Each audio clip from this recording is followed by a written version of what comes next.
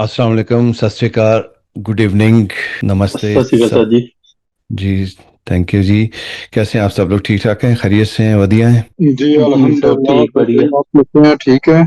Ji, thank you very much. मैं बिल्कुल ठीक ठाक, बहुत शुक्रिया। 31 को आज हमने पढ़ना है, इसकी तरफ चलते हैं। एग्ज़ाम नंबर 31, और ये हमारे पास एग्ज़ाम नंबर 31 ओपन हो गया। और इसमें देखते हैं कि कौन कौन से क्वेश्चन हैं। ये वाला साइन अभी रिसेंटली आया है, कुछ अर्सा पहले ये साइन चेंज हुआ है। लो विजिबिलिटी का साइन है ये। पहले लो विजिबिलिटी का साइन कुछ और तरह से होता था, इस तरह से। ये आप देख रहे हैं, ओल्ड वाला साइन इस तरह से था, लो विजिबिलिटी साइन, और नया वाला साइन इस तरह से कर दिया गया है। तो ओल्ड वाले साइन की बात करें या नए साइन की बात करें, उसमें एक चीज़ इंपॉर्टेंट थी कि लो विजिबिलिटी जब होती है, फॉग की वजह से, धुंध की वजह से हो सकती है, या बारिश की वजह से हो सकती है, स्नो की वजह से हो सकती है। ये सारी सिचुएशंस पॉसिबल हो सकती हैं। विजिबिलिटी यानी कि दिन के टाइम पे अगर ये चीज़ें हो जाएं तो रोशनी कम हो जाती है। विजिबिलिटी लो होने का आसान अल्फाज में मतलब शादी यह है। शादी क्यों ना पढ़ने यहाँ पे शादी। नई 31 नंबर एग्जाम पढ़ते हैं यहाँ पे। Okay sir. लो विजिबिलिटी, रोशनी कम हो जाना दिन के टाइम पे, इन रीजंस की वजह से, धुंध की वजह से, बारिश, स्नो की वजह से रोशनी कम हो जाना। लेकिन उसमें भी हमने देखा कि जितने क्वेश्चंस हमने किए लो विजिबिलिटी के, उसमें हमारे पास इस साइन के हवाले से फॉग के क्वेश्चंस आए थे। फॉग के क्वेश्चन आए थे क्योंकि जब दिन के टाइम पे लो विजिबिलिटी होती है तो धुंध की वजह से ज़्यादा क्रिटिकल सिचुएशन होती है।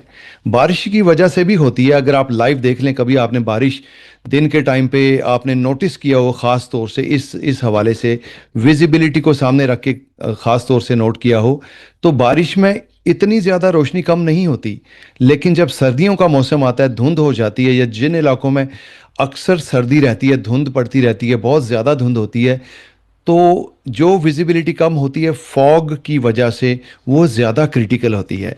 अचानक कम हो जाती है, और थोड़ी ही दूर तक अगली गाड़ी नज़र नहीं आती, कभी ऐसा भी होता है। लेकिन बारिश की सूरत में आपने देखा होगा, ऐसा इतनी शिद्दत से कम नहीं होती।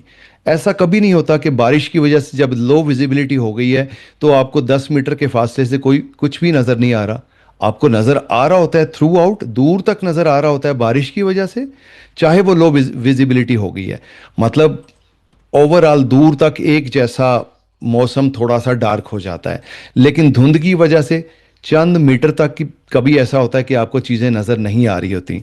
तो ज़्यादा इस साइन से रिलेटेड जितने भी क्वेश्चन लास्ट में हमने पढ़े हैं, चाहे ये पहला वाला साइन था, तो भी धुंध की सूरत में जब विजिबिलिटी लो होती है तो ज़्यादा डेंजरस सिचुएशन, ज़्यादा क्रिटिकल सिचुएशन होती है।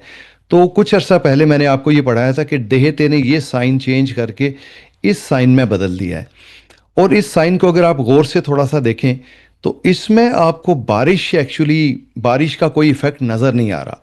इसमें लाइनें पड़ी हुई हैं, गाड़ी है पीछे, और ये जो लाइनें हॉरिजॉन्टल पड़ी हुई हैं, ये भी असल में फॉग को यानी कि धुंध को रिप्रेजेंट कर रही हैं कि धुंध की वजह से विजिबिलिटी लो हो जाती है। तो इस तरह का साइन उन्होंने, नया साइन इंट्रोड्यूस कराया ताकि पहचाना जा सके कि ये विजिबिलिटी असल में धुंध की वजह से कम हुई है। लेकिन एक्चुअली रिड्यूस्ड विजिबिलिटी इन तीनों चीज़ों की वजह से हो सकती है। स्नो फॉलिंग की वजह से भी हो सकती है, बारिश की वजह से भी, धुंध की वजह से भी, और स्मोक की वजह से भी। धुएं, किसी किस्म का धुआं हो जाता है, उस वजह से भी हो जाती है। लेकिन ज़्यादा ख़तरनाक जो लो विजिबिलिटी होती है वो धुंध की वजह से होती है। इस वजह से इस साइन को इस तरह से देहते ने मॉडिफाई कर दिया। एक इमेज आपको और दिखाता हूं मैं। ये एक एडिशनल पैनल के साइंस हैं जो कि वर्टिकल साइन के नीचे लगे होते हैं कि आप स्पीड कम करनी पड़ जाए अगर आपको किसी रोड पे, जैसे मोटरवे पे 120 किलोमीटर की स्पीड है, तो वहाँ पे अचानक स्पीड काफ़ी हद तक कम हो गई, तो उसके नीचे ये साइन भी आ सकता है। ज़रूरी नहीं मोटरवे की बात हो, किसी भी रोड की बात हो सकती है, कन्वेंशनल रोड की बात भी हो सकती है। तो स्नो के लिए ये एक कॉम्प्लीमेंट्री पैनल लगाया जाता है नीचे, जिसका मतलब है कि स्नो की वजह से विजिबिलिटी कम है। और वो साइन उस वक्त तक अप्लाई होता है जब स्नो फॉलिंग हो रही हो, रोड पे स्नो पड़ी हो, तो उस स्पीड लिमिट को आप उस वक्त तक फॉलो करेंगे। साइन चाहे लगा रह जाए, पैनल लगा रह जाए, लेकिन उस टाइम पे स्नो का कोई सीन ना हो, स्नो ना हो, रोड पे स्नो ना हो, स्नो फॉलिंग ना हो, तो वो जो स्पीड कम की गई है वो फिर अप्लाई नहीं होती, आप उसको छोड़ सकते हैं और जनरल स्पीड लिमिट पे जा सकते हैं। इसी तरह बारिश का ये पैनल इस तरह से आता है। फॉग का पैनल मैं आपको दिखाना चाह रहा था एक्चुअली, कि धुंध की सूरत में इस तरह का पैनल, लाइनों वाला पैनल आता है। तो ये लाइनों वाले पैनल को जब आप देखते हैं और इसको देखते हैं, जो देहते ने नया साइन इंट्रोड्यूस कराया है, ये अलग से वर्टिकल साइन है जो कि एक पोल पे, डंडे पे लगा होता है, वर्टिकल साइन ये वाला, ठीक है। और दूसरा जो मैंने आपको साइन दिखाया, ये वाला फॉग का साइन, इसके स्पीड साइन के नीचे लगा होता है। वर्टिकल साइन जो होता है, स्पीड का गोल सर्कल में स्पीड लिखी होती है रेड बॉर्डर के साथ, कि अब आप 60 की स्पीड से या 40 की स्पीड से ऊपर नहीं जा सकते, तो उसके नीचे ये फॉग का पैनल लगा होता है, ये लाइनें। ठीक हो गया। तो कहने का मकसद, ओवरऑल बात करने का मकसद ये था कि जब ये साइन लो विजिबिलिटी का आता है, तो लो विजिबिलिटी जो ज़्यादा खतरनाक होती है वो धुंध की वजह से होती है। ये एक कॉन्सेप्ट आपका क्लियर हो गया। अब इस साइन के बारे में पूछ रहा है, what do these signs mean, ये साइन क्या कहते हैं, इन साइंस का क्या मतलब है। What do these signs mean, ये जो साइन नजर आ रहे हैं, इसमें आपको दो साइन नजर आ रहे हैं। एक तो स्पीड लिमिट का साइन नजर आ रहा है, और उसके नीचे कॉम्प्लीमेंट्री पैनल के तौर पे ये साइन नजर आ रहा है, जो कि मैंने आपको असल में दिखाया कि ये वर्टिकल प्रॉक्सिमिटी ऑफ हैजर्ड, यानी आगे धुंध का खतरा हो तो उस सूरत में ये वर्टिकल साइन के तौर पे भी आ सकता है। लेकिन हमारे पास जो साइन है, इसमें ऊपर 40 की स्पीड है और नीचे कॉम्प्लीमेंट्री पैनल है, यानी कि एक साइन है लो विजिबिलिटी का। ऑप्शन पढ़ते हैं, देखते हैं कि इसमें क्या क्या लिखा हुआ है। That you can not go faster than 40 kilometre per hour, speed का साइन है ना, स्पीड की प्रोहिबिशन आ गई कि 40 किलोमीटर की स्पीड से आप ऊपर नहीं जा सकते। When the road is flooded, road पे सैलाब आया हुआ है, पानी है रोड पे भरा हुआ, तो आप 40 की स्पीड से ऊपर नहीं जा सकते। तो ये तो हमें पता चल गया कि फ्लड की सूरत में तो ये साइन नहीं आता। That you can not go faster than 40 kilometre per hour when it rains. Visibility मैंने बताया कि रेन की वजह से भी लो तो हो सकती है, लेकिन ये वाले साइन के बारे में जब हमने डिटेल से बात की है, तो रेन की वजह से ये साइन अप्लाई नहीं होगा। रेन के लिए हमने एक और कॉम्प्लीमेंट्री पैनल देखा है, ये वाला, और फॉग की वजह से ये वाला भी हो सकता है, और अब जो नया आया है कॉम्प्लीमेंट्री पैनल, ये भी हो सकता है। तो सी में लिखा हुआ है that you can not go faster than 40 kilometre per hour, speed की लिमिटेशन आ गई। व्हेन देयर इज फॉग, जब धुंध हो तो उस सूरत में आप 40 किलोमीटर से ऊपर नहीं जा सकते। तो अब हमें क्लियरली पता है कि इसका कौन सा ऑप्शन करेक्ट होना चाहिए। किसको क्लिक करूं मैं? Option C. C option C को। ठीक है। अब इसमें आपने याद क्या रखना है, ये क्वेश्चन अगर बदल के आ जाए तो ये 40 किलोमीटर की स्पीड अप्लाई हो रही है जिस वक्त उस रोड पे धुंध है। अगर धुंध साफ हो गई है, साइन अभी लगा हुआ है, धुंध साफ हो गई है, तो आपको 40 पे जाने की जरूरत नहीं है। ये आपको बात याद रखने की जरूरत है।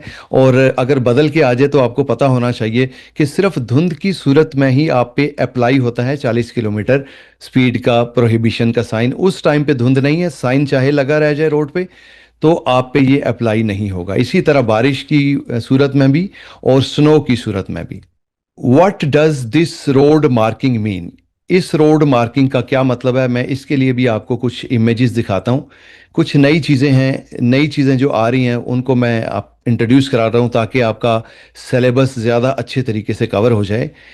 ये वाला साइन आपको इस तरीके से भी मिल सकता है, ये वाला साइन आपको रोड मार्किंग के तौर पे भी इस तरह से मिल सकता है।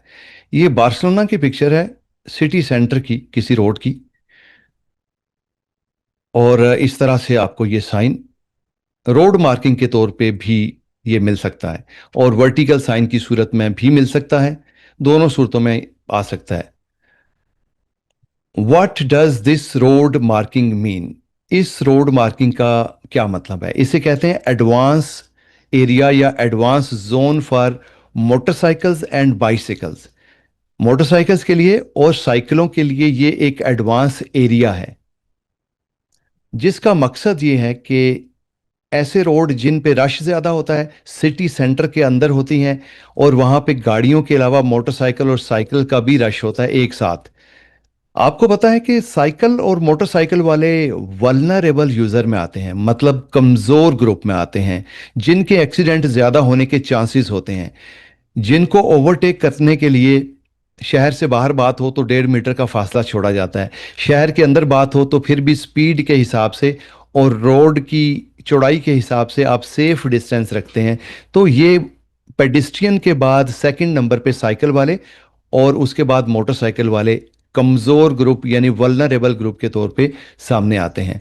तो इनके लिए ये ख़ास एरिया बनाया गया है। ट्रैफिक लाइट पे ये एरिया आता है। ट्रैफिक लाइट जब रेड हो जाती है तो वहां पे गाड़ियां पीछे रुकती हैं, और ये लोग साइकिल और मोटरसाइकिल वाले, इनके लिए जो एरिया बनाया गया advance zone for mottos E basic, साइकिलों के लिए या मोटरसाइकिल, वहां रुकते हैं। जैसे ही लाइट रेड से ग्रीन हो जाती है तो ये पहले निकलते हैं। इनको अपॉर्चुनिटी दी गई है कि ये पहले वहां से निकलें, और विजिबिलिटी इनके लिए बेहतर है, क्योंकि गाड़ियों का जब रश होता है तो ये मुश्किल से नजर आते हैं, और पीछे ये ट्रैफिक में स्टक ना हो जाएं, फंस ना जाएं। इनके लिए एक्सीडेंट का खतरा ज़्यादा हो सकता है विजिबिलिटी की वजह से, क्योंकि इनकी बॉडी छोटी होती है और ये कम नज़र आते हैं। ब्लाइंड स्पॉट पे आसानी से चले जाते हैं। मिरर्स में से, साइड मिरर और इंटीरियर मिरर में से ये आसानी से नज़र नहीं आते। अक्सर ऐसा होता है कि ब्लाइंड स्पॉट पे चले जाते हैं। तो ये एरिया इनके लिए खास तौर से रखा गया है। अब देखते हैं कि क्वेश्चन में क्या लिखा हुआ है। What does this road marking mean? Road marking जो है इसका मतलब क्या है? A place for motorcycles and bicycles to park. Cycle और मोटरसाइकिल के लिए पार्किंग की जगह है? पार्किंग तो नहीं हो सकती है, पार्किंग तो एक अलग चैप्टर होता है। To let motorcycles and bicycles wait ahead of other vehicles, कि इनको रास्ता दिया जाता है, मोटरसाइकिल्स और साइकिल वालों को इजाज़त दी जाती है। लेट लेट का मतलब है इनको, इनको इजाज़त दी जाती है कि बाइसिकल्स और मोटरसाइकिल्स गाड़ियों से आगे जाके अपने इस एडवांस जोन में जाके वेट करें ग्रीन ट्रैफिक लाइट का, ताकि सबसे पहले ये निकलें जब ग्रीन ट्रैफिक लाइट आ जाए। सी में लिखा हुआ है to allow motorcycles and bicycles to overtake cars in intersections. कारों को ओवरटेक करें इंटरसेक्शन पे, इसका भी कोई ताल्लुक नहीं है। तो कौन से ऑप्शन को क्लिक करना चाहिए? ऑप्शन बी है sir, option B. This sign indicates, ये साइन आपने पहले पढ़ा हुआ है, ये पुराना साइन है। इसका रेफरेंस लेके मैंने एक और नया क्वेश्चन जो आया है वो डाला इसके बाद, लेकिन उससे पहले इसको रिवाइज करना ज़रूरी था। दिस साइन इंडिकेट्स, ये आपको क्या बताता है? एक तो ये ट्रायंगल है, यानी कि हैजर्ड का साइन है, खतरे का निशान है कि आगे कोई खतरा आ रहा है। इसके अंदर एक साइन है, एक लाइन है, उसके नीचे नुक्ता है, इसको कहते हैं एक्सक्लेमेशन साइन। और इस साइन का मतलब ये होता है कोई ऐसा खतरा है जिसके बारे में पहले बताया नहीं गया। इससे पीछे जो खतरे के साइन लगे हुए आए थे रोड पे, आप जहां से ट्रैवल करते हुए आ रहे हैं जिस रोड पे, अगर इससे पीछे कोई खतरे के निशान इस तरह के आए थे तो उनमें इस खतरे की बात नहीं हुई। मतलब इस खतरा, ये एक ऐसा खतरा है जिसका कुछ पता नहीं है। आपने अनफोर्सीन इवेंट पढ़ा होगा ना, कितनी बार हमने इसको डिस्कस किया है कि अचानक कोई चीज़ हो जाती है, पता नहीं होता वो क्या होगा, किस किस्म का खतरा होगा। अनफोर्सीन इवेंट, जिसको पहले नहीं देखा हुआ, जिसका पहले पता नहीं है। तो वो तो हमने इस बात में डिस्कस किया था कि अचानक कोई ब्रेक लगा दे या पेडिस्ट्रियन आ जाए या साइकिल वाला आ जाए। तो इसमें भी कोई ऐसा खतरा रोड पे हो सकता है जो डिफरेंट टाइम्स में डिफरेंट हो सकता है। अचानक हो सकता है, रोड पे कोई स्लिपरी सरफेस आ सकती है, रोड का क्रैक हो सकता है, या इसके अलावा ऐसा खतरा जिसके बारे में पहले बात नहीं हुई। इस लाइन और नुक्ते का मतलब ये है, ऐसा खतरा जिसके बारे में ना पहले बताया गया है ना हमें पता है, लेकिन कोई ना कोई खतरा इस रोड पे मुख्तलिफ किस्म का आता रहता है, आता रहता है, आ सकता है। वो क्या हो सकता है? वो हालात और उस रोड के लेआउट के हिसाब से, उस एरिया के हिसाब से कोई डिफरेंट टाइप के खतरे आ सकते हैं जिसका कुछ पता नहीं है। तो आप अलर्ट रहें। इसका मतलब एनिमल्स भी आ सकते हैं, जानवर भी अचानक आ सकते हैं, लैंड स्लाइडिंग हो सकती है, रोड का कोई क्रैक हो सकता है, कोई अनएक्सपेक्टेड किस्म का खतरा हो सकता है। ठीक है। तो पर ये ट्रायंगल में आया है, ये सर्कल में भी आ सकता है? नहीं, सर्कल में नहीं आ सकता। सर्कल में नहीं है, ये ट्रायंगल में ही आता है। इसका मतलब है प्रॉक्सिमिटी ऑफ हैजर्ड, एक ऐसा खतरा जो कि नजदीक आने वाला है, और वो इसी तरह ट्रायंगल में आता है। और ये वाला वर्टिकल साइन फिर उस खतरे से थोड़ा सा पहले लगा होता है, ताकि आपको पहले से अलर्ट किया जाए, आप फोकस्ड हो जाएं कि आगे खतरा आने वाला है, जहनी तौर पे आप तैयार हो जाएं। तो अक्सर तो लिखा होता है ना कि आगे किस किस्म का खतरा है।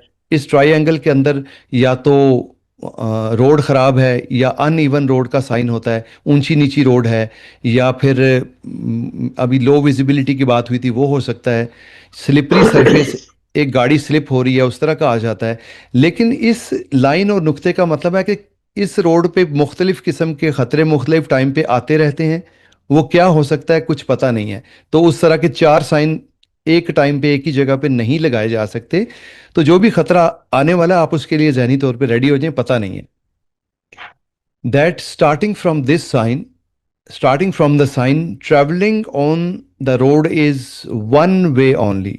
ये वन वे का साइन तो नहीं है, तो ऑप्शन ए तो नहीं हो सकता। Proximity of a different hazard, एक मुख्तलिफ किस्म का खतरा, from those warned by other science, जिसका पहले वार्निंग दे दी गई है, उनके अलावा कोई और खतरा हो सकता है जिसका पता नहीं है। सी में लिखा हुआ है that you have to use caution, आपको एहतियात करने की जरूरत है, because of the proximity of construction zone, आगे कोई रोड वर्क हो रहा है, कंस्ट्रक्शन का काम हो रहा है, उसकी वजह से खतरा हो सकता है। तो कौन सा ऑप्शन क्लिक करना चाहिए? Option B sir ji. Sir B. Thank you, आप डिटेल से समझ गए इस बात को कि ये किस किस्म का अगर खतरा ये है। येलो में हुआ तो ऑप्शन सी होगा सर, क्योंकि कंस्ट्रक्शन में सर अक्सर ऐसा साइन देखा है, क्योंकि वो येलो लाइन में होता है, या हाँ जी, जैसे रेड में ना सर। जी कंस्ट्रक्शन की वजह से अगर ऐसा कोई खतरा है जिसका पता नहीं है, तो फिर येलो बैकग्राउंड हो सकता है उसका। यस, उसके कंस्ट्रक्शन वाले येलो बैकग्राउंड के होते हैं। अटेंशन लिखा होता है, अटेंशन प्लीज। जी। अब इसमें अगर आपने कहा कि सी हो सकता था, तो इसको पढ़ लेते हैं। That you have to use caution because of proximity of construction zone. अच्छा, कंस्ट्रक्शन जोन में किस किस्म का खतरा है उसका भी अगर पता नहीं है, तो ये जो लाइन और नुक्ता है ना, जब ये आ जाएगा तो खतरे का एग्जैक्टली पता नहीं है। कंस्ट्रक्शन की वजह से मुख्तलिफ किस्म के खतरात हो सकते हैं, बट उसका एग्जैक्टली पता नहीं है।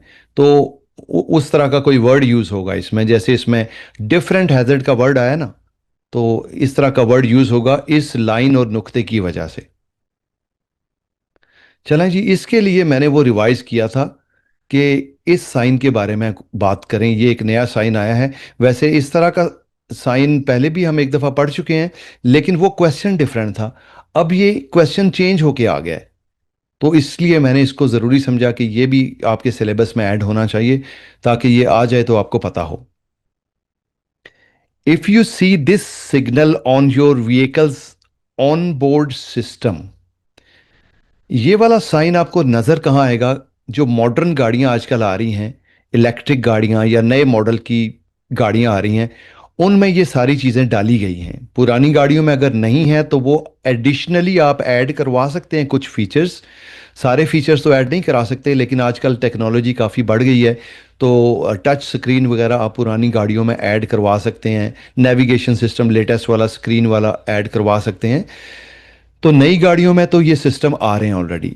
If you see this signal on your vehicles on board system, आपकी स्क्रीन, गाड़ी की स्क्रीन पे जो टच स्क्रीन है या जैसे भी है, उस पे ये आपको साइन नज़र अगर आए, connected to the vehicles platform of directorate general of traffic, यानी डीजीटी, देहते से, आपका वो जो गाड़ी का सिस्टम है ना, वो देहते के DGT-3, एक एक सिस्टम है DGT-3, जो देहते का सिस्टम है DGT 3.0 उसका नाम है।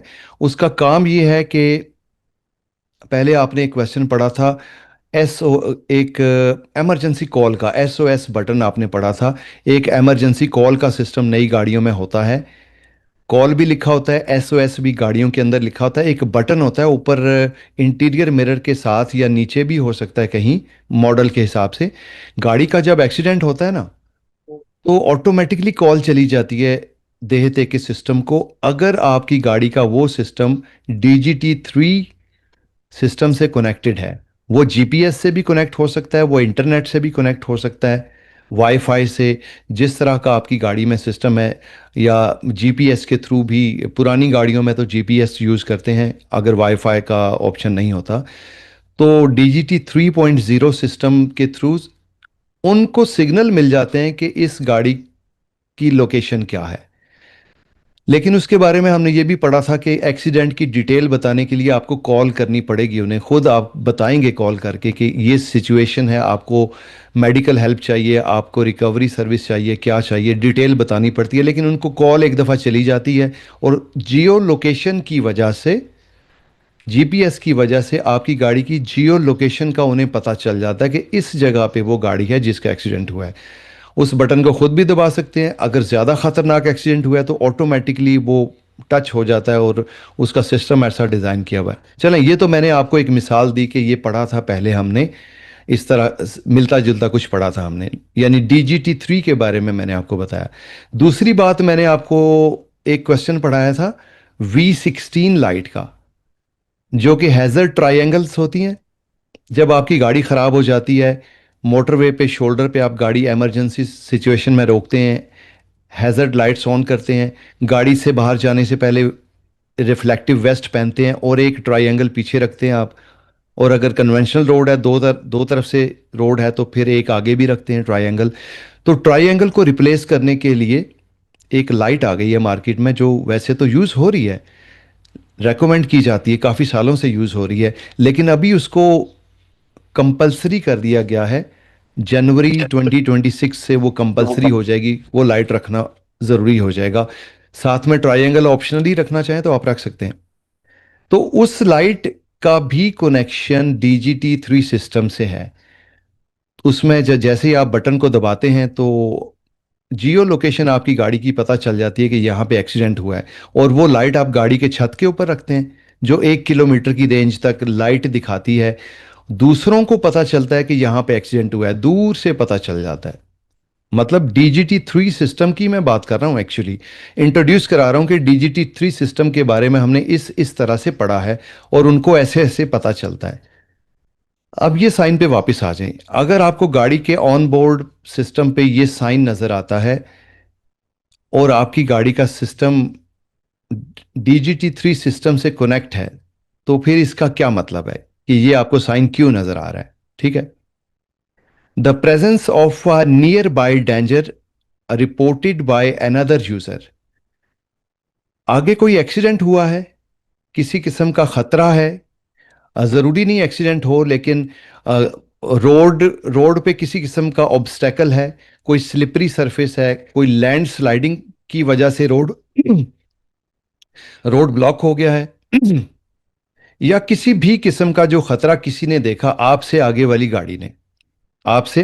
गाड़ी ने रास्ते में किसी किस्म का खतरा देखा, तो उसने अपने इस DGT 3.0 सिस्टम के थ्रू बटन दबा दिया, या टच स्क्रीन है तो वो कर दिया, जिससे क्या होगा, जियो लोकेशन पता चल जाएगी देहते को, और इस खतरे के बारे में इंफॉर्मेशन मिल जाएगी कि कोई खतरा रिपोर्ट किया गया है, किसी यूजर ने उस जगह पे खतरा रिपोर्ट किया है।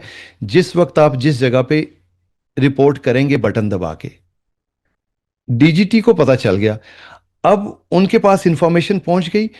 अब देहते ने अपने सिस्टम के थ्रू आसपास आने वाली गाड़ियां जो हैं उस जियो लोकेशन पे, उन्हें पता होता है कि उस इलाके में, उस जियो लोकेशन के 1 किलोमीटर के अंदर आने वाली गाड़ियां जितनी भी हैं जिनके पास ये वाला सिस्टम है, अब देहते का सिस्टम वापस उनको अलर्ट करेगा।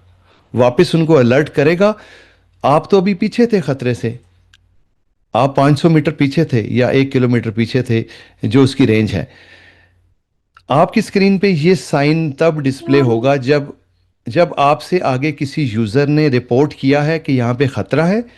पहले देहते के पास इंफॉर्मेशन गई, वापस जो उस एरिया में जियो लोकेशन में गाड़ियाँ आ रही हैं उनको वापस इंफॉर्मेशन देहते की तरफ से मिल गई कि आगे अलर्ट हो जाएं, किसी किस्म का ख़तरा रिपोर्ट किया गया है, आप ध्यान से अलर्ट हो जाएं। अगर कोई साइन नहीं आएगा, खतरा अलर्ट करने वाला कोई वर्टिकल साइन नहीं आएगा, तो ये रिपोर्ट किया किसी ने खतरा, आपको वापस इंफॉर्मेशन, ये साइन आपके डैशबोर्ड पे डिस्प्ले हो जाएगा स्क्रीन पे। ओके, अब वापस चलते हैं। अब आपको समझ आ गई कि कौन सा ऑप्शन होगा।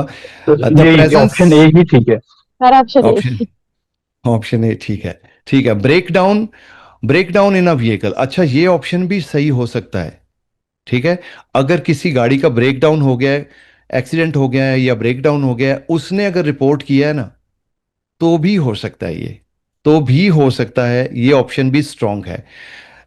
इमरजेंसी कॉल टू 112, ये तो नहीं हो सकता, ये तो कॉल का बटन होता है या एसओएस का एक अलग फीचर होता है जो कि एडीएएस के अंडर आता है, जो जिसके बारे में अभी पहले बात हुई है। तो ये सी तो नहीं हो सकता, लेकिन बी भी स्ट्रांग है। अब ये हमने क्यों सिलेक्ट नहीं किया कि ये वाला ऑप्शन एक्चुअली ए में कवर हो रहा है कि किसी किस्म का खतरा रिपोर्ट किया गया है अगले यूजर की तरफ से। वो ब्रेकडाउन भी हो सकता है, वो स्लिपरी सरफेस हो सकती है, वो लैंडस्लाइडिंग हो सकती है, वो कोई एक्सीडेंट हो सकता है, वो कोई ब्रेकडाउन हो सकता है, किसी भी किस्म का। इसलिए बी वाला ऑप्शन भी जहन में रखें। ये वाला ऊपर वाला ऑप्शन ना आए तो फिर आपने बी वाला ऑप्शन आप चूज करेंगे। अगर कोई और इससे स्ट्रांग ऑप्शन नहीं है तो फिर बी वाला भी करेक्ट है, ये इनकरेक्ट नहीं है, ये भी करेक्ट है, लेकिन ये कवर हो रहा है ए में, सो हमने जो ज़्यादा स्ट्रांग ऑप्शन है वो चूज़ किया। नेक्स्ट। अच्छा सर, एक क्वेश्चन था सर मेरा इसके अंदर कि ये सेम ऐसे ही वर्क करेगा जिस तरह जीपीएस के ऊपर हम लोग कोई भी हैजर्ड आगे आ जाए या कोई एक्सीडेंट आ जाए तो हम उस पर मार्क कर देते हैं तो दूसरे यूजर्स को पता चल जाएगा। अभी इस तरह होगा कि हम इसको मार्क कर देंगे तो देखते को पता चल जाएगा, फिर देखते दूसरे यूजर्स को इस पे बताएगा कि भाई आगे कोई हैजर्ड आ रहा है या कुछ प्रॉब्लम। हाँ, अच्छा ये वाला साइन मैंने कई दफ़ा नोटिस किया है वेरिएबल मैसेज पैनल पे भी, जिन जिन गाड़ियों में नहीं होता ना ये वाला सिस्टम, कनेक्शन नहीं होता, तो मोटरवे पे, ड्यूल कैरिजवे पे आपने नोटिस किया होगा कि वेरिएबल मैसेज पैनल्स, स्क्रीनें लगी होती हैं ऊपर, लेन्स के ऊपर एक बड़ी सी स्क्रीन होती है लगी हुई, जिसमें कोई ख़ास किस्म के मैसेजेस जहाँ पे ख़तरा हो सकता है या ख़तरे का तो खैर पता नहीं होता किस जगह पे हो, लेकिन टाइम टू टाइम ये वेरिएबल मैसेज पैनल्स आते रहते हैं। उस पे भी मैंने ये वाला साइन देखा है कि आपको अलर्ट, ये वाला साइन भी देखा है, और एक और हम साइन पढ़ने वाले हैं आगे चल के। वो अगर जंगल के आसपास से गुजरें तो आग लगने का ख़तरा होता है, वो साइन भी पैनल पे भी आ सकता है गाड़ी के, और वेरिएबल मैसेज पैनल पे, तो वेरिएबल मैसेज पैनल पे, माचिस सी बनी माचिस होती वाला। है आग का निशान।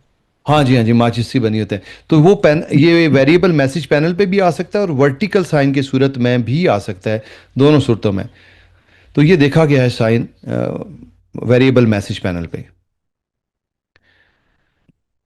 On a dead end road where you can not change direction, आप एक ऐसी गली में चले गए, आगे डेड एंड आ गया है जहां से आप ना मुड़ सकते हैं ना आप यू टर्न ले सकते हैं। मैं आपको डेड एंड का साइन दिखा देता हूं।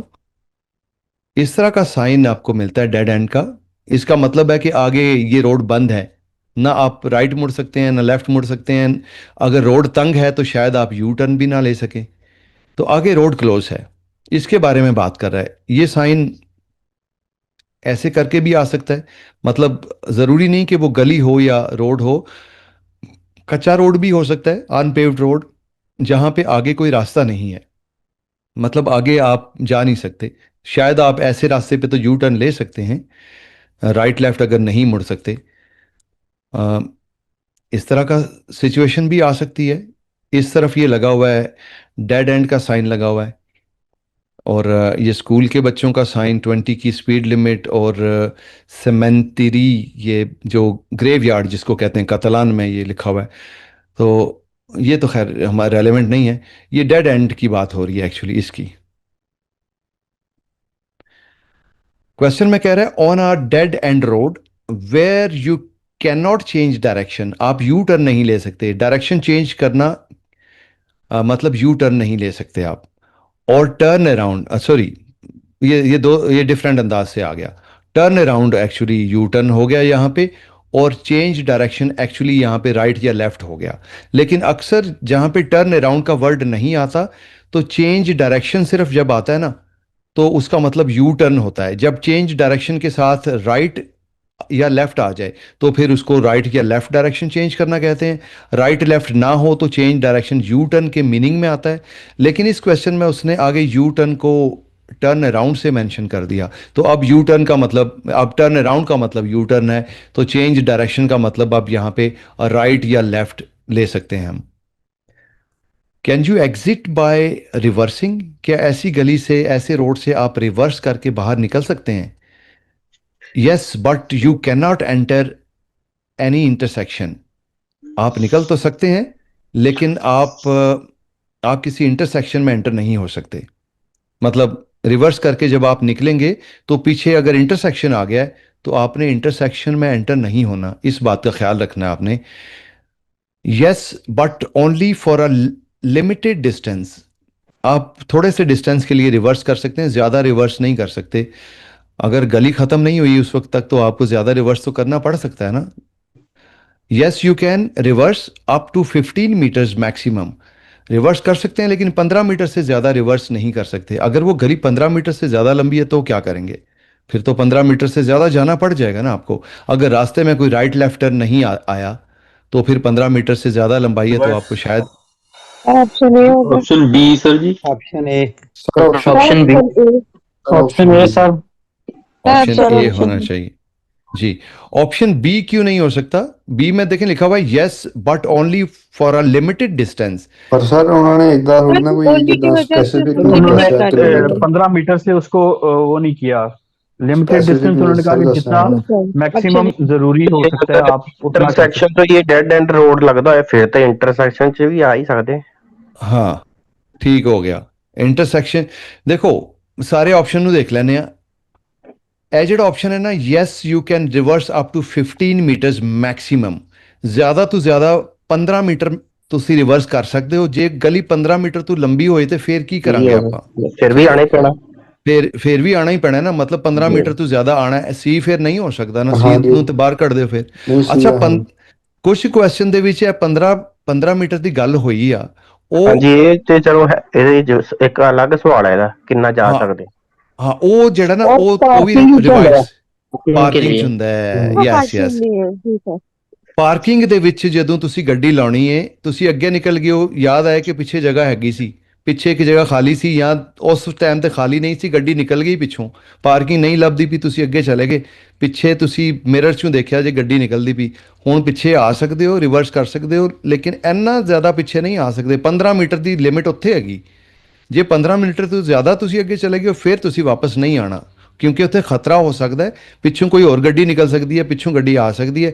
ਉੱਥੇ ਇਹ ਰੈਸਟ੍ਰਿਕਸ਼ਨ ਲਾਤੀ ਗਈ ਹੈ ਕਿ 15 ਮੀਟਰ ਤੋਂ ਜ਼ਿਆਦਾ ਰਿਵਰਸ ਨਹੀਂ ਕਰ ਸਕਦੇ ਪਾਰਕਿੰਗ ਦੇ ਵਿੱਚ। ਠੀਕ ਹੋ ਗਿਆ, ਇਹ ਅਲੱਗ ਕੁਐਸਚਨ ਹੈਗਾ।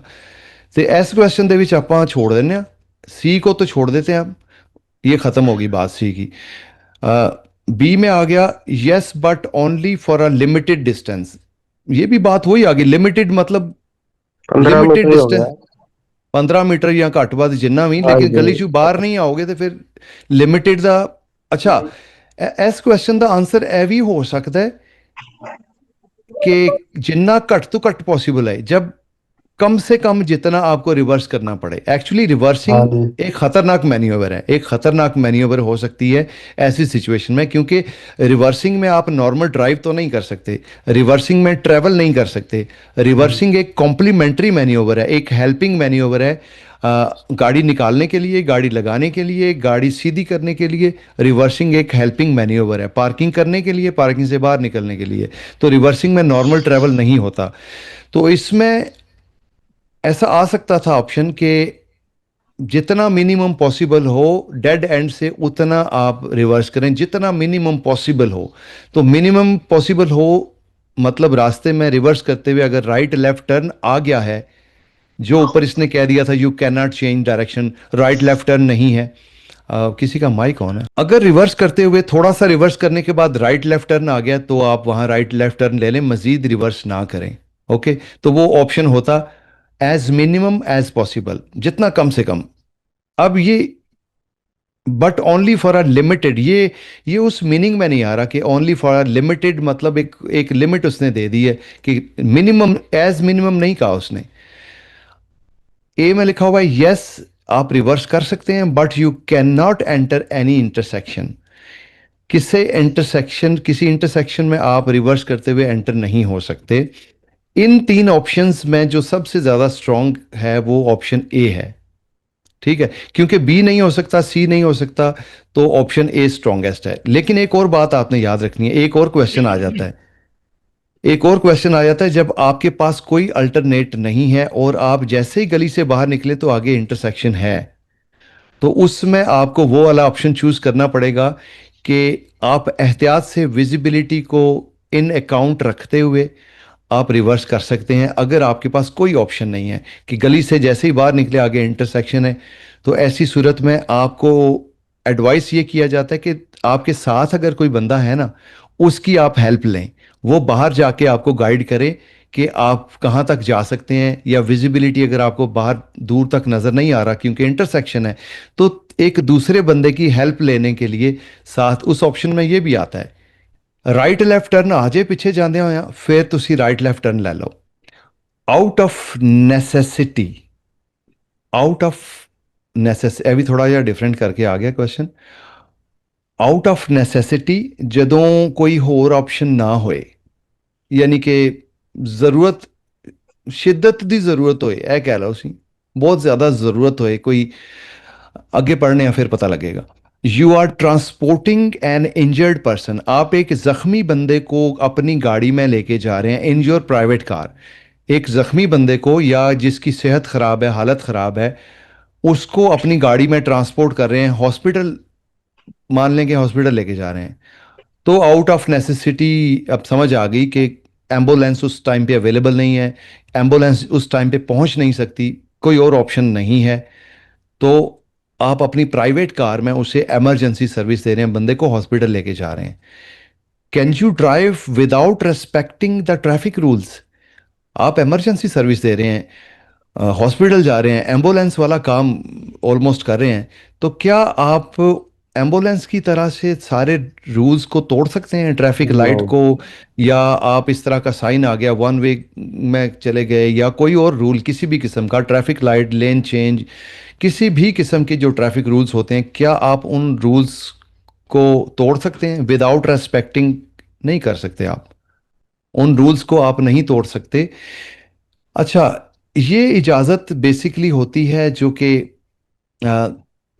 पुलिस की गाड़ियाँ हो गई, या एम्बुलेंस हो गई, या फायर फाइटर ट्रक हो गए, वो भी एहतियात से, ख़ास तौर से इंटरसेक्शन पे उन्हें बहुत एहतियात की ज़रूरत होती है जहाँ पे एक्सीडेंट होने के ज़्यादा चांसेस होते हैं। तो इंटरसेक्शन पे उनको एडवाइस किया जाता है कि अगर आप अपने राइट ऑफ वे को, उनको जो इजाज़त है उसको यूज़ करते हैं, तो वहाँ पे बहुत एहतियात से यूज़ करें, या वहाँ पे आप कोशिश करें कि इंटरसेक्शन पे आप क्रॉस ना करें। अगर रेड ट्रैफिक लाइट है तो आप वहाँ पे केयरफुल हो जाएं। लेकिन प्राइवेट गाड़ी में जब भी आप इमरजेंसी सर्विस दे रहे हैं, रास्ता तो आप मांग सकते हैं, हॉर्न तो आप दे सकते हैं, रुमाल तो आप लहरा सकते हैं बाहर कि आप इमरजेंसी की सूरत में जा रहे हैं, ये सारे काम कर सकते हैं। मतलब सायरन नहीं है तो आप हॉर्न का, एकूस्टिक सिग्नल का इस्तेमाल कर सकते हैं, दूसरे आपको रास्ता देंगे भी, लेकिन आप ट्रैफिक के जितने भी रूल्स हैं उनको फॉलो करना पड़ेगा, वो रूल्स आप नहीं तोड़ सकते। लेकिन जो दूसरी पुलिस वाली गाड़ियां हैं या एम्बुलेंस है, उनको किसी हद तक इजाज़त होती है, ट्रैफिक रूल्स को वो बाईपास कर सकते हैं, प्राइवेट गाड़ी वाले नहीं कर सकते। और जहाँ तक जो चीज़ें मैंने बताई हैं कि एकूस्टिक सिग्नल दे सकते हैं, रुमाल लहरा सकते हैं, रास्ता मांग सकते हैं, हैज़र्ड लाइटें आप लगा सकते हैं, इन तमाम सिचुएशन को आप अपने राइट के तौर पे यूज़ कर सकते हैं। लेकिन बाकी जितने भी ट्रैफिक के रूल्स रोड पे हैं उनको फॉलो करना ज़रूरी है। No, I must obey the rules specially at intersection, आप रूल्स को ओबे करेंगे, ख़ास तौर से इंटरसेक्शन पे तो लाजमी करेंगे।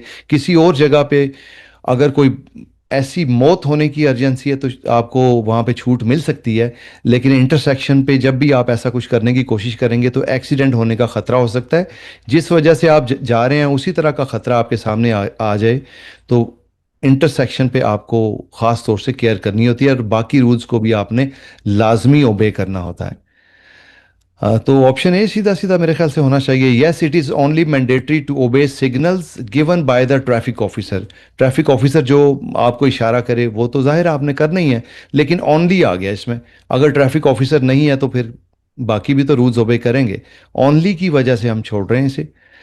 No, I must obey the rules but it is not necessary to respect the right of way at intersections. सारे रूल्स को ओबे करेंगे लेकिन इंटरसेक्शन पे ज़रूरी नहीं है आप राइट ऑफ वे को रेस्पेक्ट करें, वहीं तो खतरा है ज्यादा। तो सी भी नहीं हो सकता। और फिर option A. Option option A. Option ठीक हो गया। When there is an accident, what does the air bag prevent from happening to the people inside the vehicle. थोड़ा सा चेंज होके आ गया ये क्वेश्चन। जब कोई एक्सीडेंट होता है तो एयर बैग एयर बैग क्या करते हैं ताकि वो गाड़ी में बैठे हुए बंदों को बचा सकें। The air bags prevent from happening to the people inside the vehicle. गाड़ी के अंदर बैठे हुए लोगों के साथ क्या हो रहा है एक्सीडेंट की सूरत में, तो एयर बैग उससे बचाने में किस तरह काम करते हैं, या एयर बैग का किस तरह से काम होता है। अब तीन ऑप्शन है, देख लेते हैं। The air bag prevents impacts inside the vehicle. गाड़ी के अंदर जो इम्पैक्ट का मतलब है असर, एक्सीडेंट का असर बाहर से गाड़ी के अंदर आ रहा होता है, यानी साइडों से टक्कर हुई, फ्रंट से टक्कर हुई, जैसे भी टक्कर हुई, बाहर से जो फोर्स आ रही है, एक तो गाड़ी की बॉडी उसको रोक रही है, उस फोर्स को एब्जॉर्ब कर रही है। एयर बैग जब खुल जाते हैं तो एयर बैग आपको स्क्रीन के साथ पटकने से बचाते हैं, स्टीयरिंग व्हील के साथ पटकने से बचाते हैं। गाड़ी के अंदर जिस तरह के इम्पैक्ट आ रहे हैं आपको उन खतरात से, उन नुकसान से, इंजरीज होने से बचाते हैं। बी में लिखा हुआ है the air bags prevent whiplash. Air bag whiplash से ही बचाता है। बस ये विपलैश, हेडरेस्ट की वजह से बचाता है। ये तो हेडरेस्ट बचाता, ये हेडरेस्ट की वजह से होता है। अगर हेडरेस्ट सही तरीके से ना लगाओ तो विपलैश वाला इफेक्ट आता है। उसकी मैं इमेज अभी दिखा देता हूं आपको। The airbag prevents the सबमेराइन effect. Airbag की वजह से आप सीट से नीचे नहीं फिसलते, सबमेराइन वाला इफेक्ट नहीं होता। ये तो सीट सीट बेल्ट बेल्ट ये तो सीट बेल्ट का काम है। तो इसका मतलब है कि ऑप्शन ए ए ठीक होना बैग। चाहिए। ठीक हो गया। मैं इसकी आपको इमेजेस दिखाता हूं कुछ। ये है सबमेरीन इफेक्ट। अगर बेल्ट सही ना लगा हो तो सीट से नीचे फिसल जाना, अंडर वाटर इफेक्ट या सबमेराइन इफेक्ट। और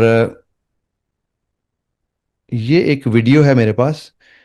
ये है विपलैश। विपलैश इफेक्ट इस तरह का होता है। हेडरेस्ट की पोजीशन सही ना हो, पीछे से कोई टक्कर मारे तो जो सर्विकल इंजरीज होती हैं, गर्दन की इंजरीज होती हैं, उस वो आ सकती हैं। अभी आप देख रहे हैं हेडरेस्ट ठीक हो गया, हेडरेस्ट सही पोजीशन पे है, तो अब ये विपलैश नहीं हो रहा। इसे, इसको सर्विकल इंजरीज से बचा लिया हेडरेस्ट ने। ये सर्विकल इंजरीज की एक पिक्चर दिखा दी। गर्दन की हड्डी में जो क्रैक या इंजरीज आ सकती हैं, हेडरेस्ट सही ना लगा हो तो उस वजह से आ सकती हैं। बेल्ट अगर सही ना लगा हो, बेल्ट की पोजीशन ऐसे होनी चाहिए, बाकी रॉन्ग पोजीशन है, ये सही पोजीशन है बेल्ट लगाने की, तो विपलैश बेल्ट की वजह से आता है। इसलिए ऑप्शन ए करेक्ट है कि गाड़ी के अंदर जिस किस्म का इम्पैक्ट आ रहा है, एयर बैग आपको उस इम्पैक्ट से बचाने की कोशिश करते हैं। विच व्हीकल्स नीड मैंडेटरी इंश्योरेंस। कौन से व्हीकल्स होते हैं जिनके लिए मैंडेटरी इंश्योरेंस कम से कम होना जरूरी है। मैंडेटरी इंश्योरेंस मतलब कंपलसरी इंश्योरेंस। इसका दूसरा नाम कंपलसरी इंश्योरेंस है, इसका तीसरा नाम लाइबिलिटी इंश्योरेंस है, इसका चौथा नाम थर्ड पार्टी इंश्योरेंस है। तो ये डिफरेंट नामों से, चार नामों से आ सकती है। मैंडेटरी, कंपलसरी, लाइबिलिटी या थर्ड पार्टी, एक ही मतलब है। कम से कम आपकी गाड़ी की ये इंश्योरेंस जरूर होनी चाहिए, अदरवाइज आप गाड़ी रोड पे नहीं ला सकते। All vehicles that drive on the public road. सारे व्हीकल्स जो कि पब्लिक रोड पे ड्राइव करते हैं उन सब के लिए जरूरी है। ऐसा ही है क्या? ऐसा ही है। ऑप्शन ए होना चाहिए क्या? यस, ए होना चाहिए। All motor vehicles and mopeds. All motor vehicles, सारे मोटर व्हीकल्स और मोपेड, चूंकि मोटर व्हीकल में नहीं आता, लेकिन मोपेड की भी इंश्योरेंस होना ज़रूरी है, और उसके साथ साथ मोटर व्हीकल्स की। All motor vehicles except mopeds, motor vehicle जितने हैं मोपेड को छोड़ के, तो उनकी इंश्योरेंस, ये सी तो नहीं हो सकता क्योंकि मोपेड की इंश्योरेंस भी होना ज़रूरी है। अब बात रह गई ऑप्शन ए की और बी की, कंफ्यूजिंग है थोड़ा सा। All vehicles that drive on public road, लेकिन साइकिल भी तो व्हीकल है ना, साइकिल की इंश्योरेंस तो नहीं करानी होती भाई ना। ये मैं बोलने लगी थी। अच्छा ठीक है। अच्छा, तो इसलिए ऑप्शन ए नहीं होगा। सर बी अ, होगा, क्योंकि उन्होंने मोपट लगा दिया साथ, और ऊपर तो भी सर वो तो गाड़ियां कुछ और भी हो सकती हैं, एनिमल्स भी हो सकते हैं जिनके साथ। हाँ जी सर। बिल्कुल बिल्कुल। All motor vehicles and mopeds, ये वाला ऑप्शन होगा। थोड़ा कंफ्यूजिंग है ये, तो इससे ध्यान से, ये छोटी छोटी बातें होती हैं, कंफ्यूज इसी वजह से हो जाते हैं, इसी वजह से गलती होती है। कॉन्सेप्ट तो क्लियर होते हैं लेकिन जल्दबाजी में मिस्टेक हो सकती है।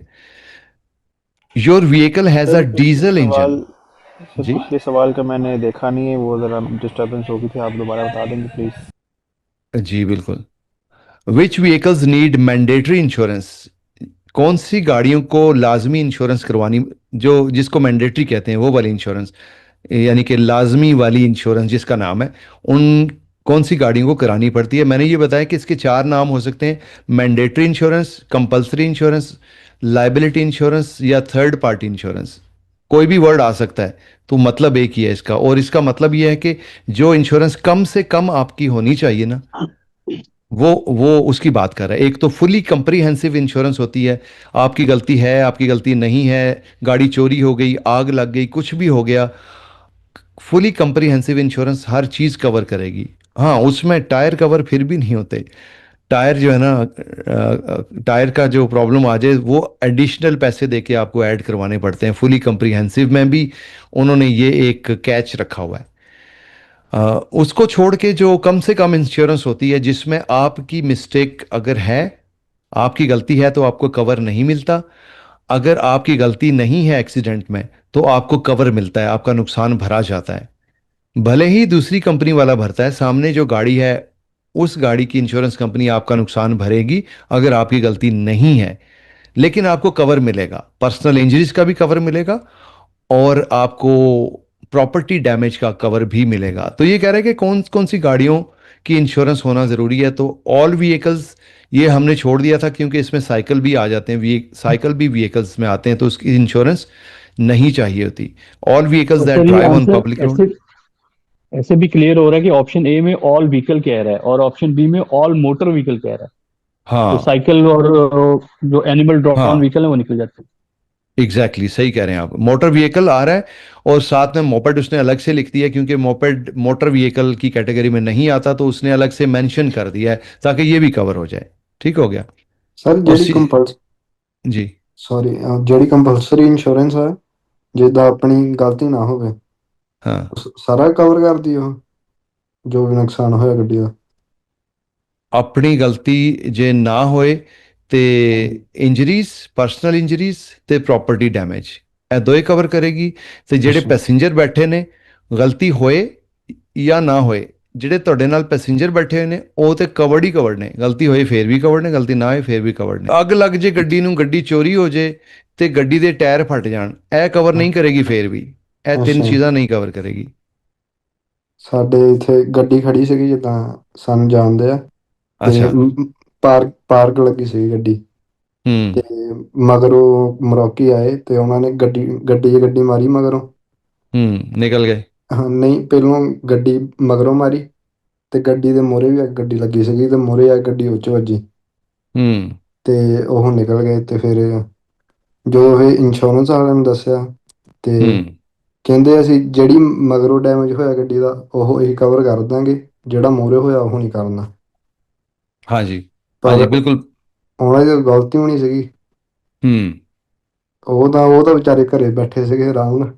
ਹਾਂ, ਉਹ ਤੇ ਖੜੀ ਗੱਡੀ ਨੂੰ ਮਾਰ ਕੇ, ਜਿਹੜਾ ਪਿੱਛੋਂ ਪਿੱਛੋਂ ਜਿਹੜਾ ਮਾਰਦਾ ਨਾ, ਉਹ ਪਿਛਲੇ ਬੰਦੇ ਦੀ ਗਲਤੀ गिनी जाती है। बैक साइड तो जड़ा भी मारेगा टक्कर, पिछले की गलती गिनी जाएगी, ये पिछले की मिस्टेक है, आपकी मिस्टेक नहीं है। तो वो वाला उसने ਹਾਂਜੀ कवर कर दिया बैक से, तो बाकी उसने नहीं कवर किया। What is advised to do before driving, driving शुरू करने से पहले क्या आपको एडवाइस किया जाता है? Once you have already started the engine, गाड़ी का इंजन स्टार्ट कर लिया आपने, तो हमने क्वेश्चन में पढ़ा था लास्ट टाइम कि गाड़ी आप स्टार्ट करें, वेट करने की ज़रूरत नहीं है, खामखाई गाड़ी को गर्म करें, रेस दें, ये करें वो करें, गाड़ी गर्म हो, इंजन गर्म हो, फिर आप चलें। तो हमने ये पढ़ा था कि गाड़ी को स्टार्ट करें, विजिबिलिटी देखें, अपने मिरर्स देखें, गियर लगाने में 2 4 5 सेकंड जितने वहाँ पे आपको लगते हैं वो काफ़ी हैं। वो गाड़ी की लुब्रिकेशन, जो पेट्रोल इंजन गाड़ी होती है ना, उसके लिए तो चंद सेकंड चाहिए होते हैं। वो भी आप अगर ना दें तो कोई मसला नहीं है, वो भी अब आप स्टार्ट करें तो आप निकल सकते हैं फौरन।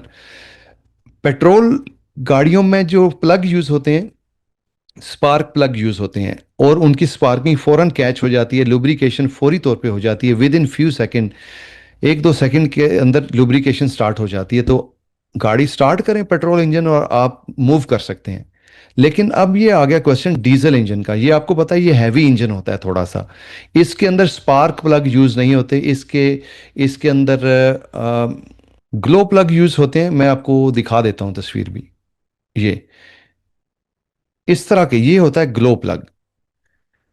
ग्लो प्लग जो होता है ये इंजन के अंदर, इसका मैकेनिज्म इस तरह से होता है कि इसको थोड़ा टाइम लगता है लुब्रिकेट करने के लिए। इंजन ऑयल और पेट्रोल, इन तमाम इंजन ऑयल को गाड़ी के हार्डवेयर के साथ लुब्रिकेट करने में इन्हें ग्लो प्लग्स को थोड़ा सा टाइम लग जाता है। तो ये इनमें थोड़ा फर्क होता है पेट्रोल इंजन में। मैंने आपको एक और बात भी, टिप सिखाई थी कि जब भी बात होती है तो पेट्रोल इंजन की बात होती है, लेकिन अगर उसने बात करनी हो डीजल इंजन की खास तौर से, तो वो मेंशन करेगा, साथ वो वर्ड यूज करेगा कि आपकी गाड़ी डीजल इंजन है, जैसे इसमें बात कर रहा है। तो जितने भी हमने पहले क्वेश्चन पढ़े हैं, अगर उनमें डीजल इंजन की बात नहीं हो रही तो अंडरस्टूड है कि वो पेट्रोल इंजन की बात कर रहा है, कि आप गाड़ी स्टार्ट करें, निकल जाएं, वेट करने की जरूरत नहीं है, गर्म करने की जरूरत नहीं है। Your vehicle has a diesel engine, what is advised to do before driving once you have already started vehicles? गाड़ी स्टार्ट कर ली है तो अब क्या करना चाहिए? एक्सेलरेट इन न्यूट्रल, गाड़ी का अभी गियर नहीं लगाया, न्यूट्रल पे है, रेस देना शुरू करें, so that the engine warms up, engine गर्म हो जाए। ये तो तमाम गाड़ियों के लिए गलत तरीका है।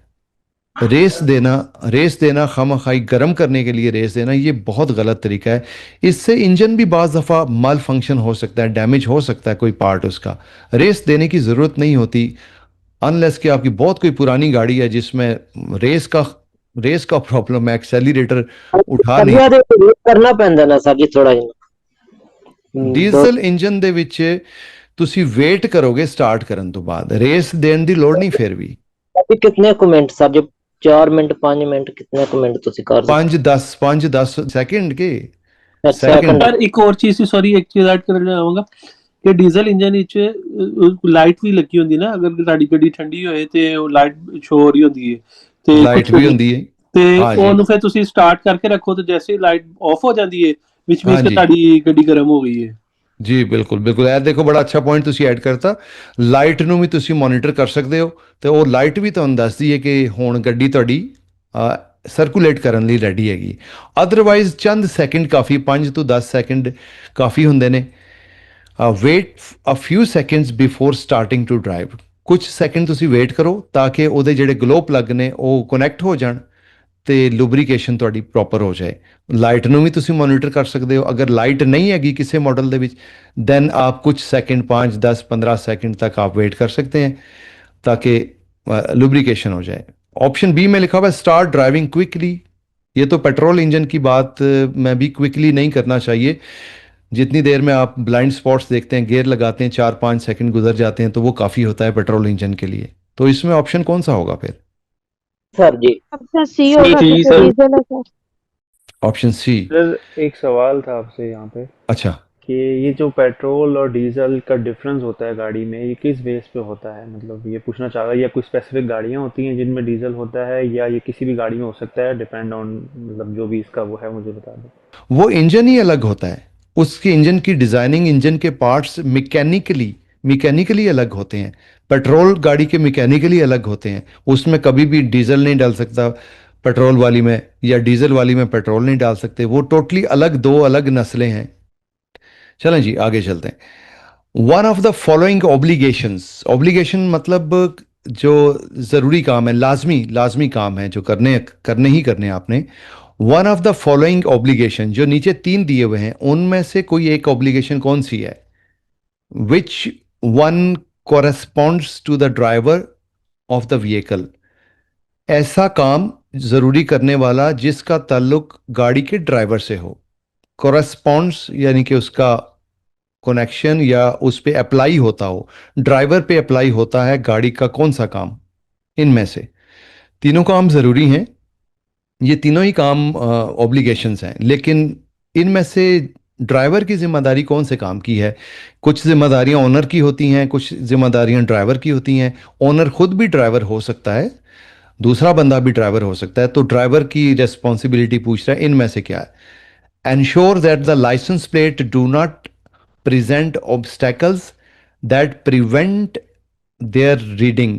थोड़ी सी मुश्किल इंग्लिश है, परेशान नहीं होना, इसको आसान कर लेते हैं। इस बात को एंश्योर करें, यानी कि इस बात की श्योरिटी ले लें दैट द लाइसेंस प्लेट, गाड़ी का जो नंबर प्लेट है वो डू नॉट प्रेजेंट ऑब्स्टेकल्स, कोई रुकावट उसके आगे ना आई हो, नंबर प्लेट छुपा हुआ ना हो, नंबर गाड़ी का छुपा हुआ ना हो, नंबर प्लेट के आगे कोई रुकावट, कोई डैमेज है किसी किस्म का गाड़ी में, उसकी वजह से कोई ऑब्स्टेकल नंबर प्लेट को कवर ना कर रहा हो, ठीक है। दैट प्रिवेंट देयर रीडिंग, जिसकी वजह से नंबर प्लेट को पढ़ा ना जा सकता हो, ये मतलब है इसका। तो ये जिम्मेदारी ये कह रहा है कि ये वाली ड्राइवर की है, या आगे देखते हैं।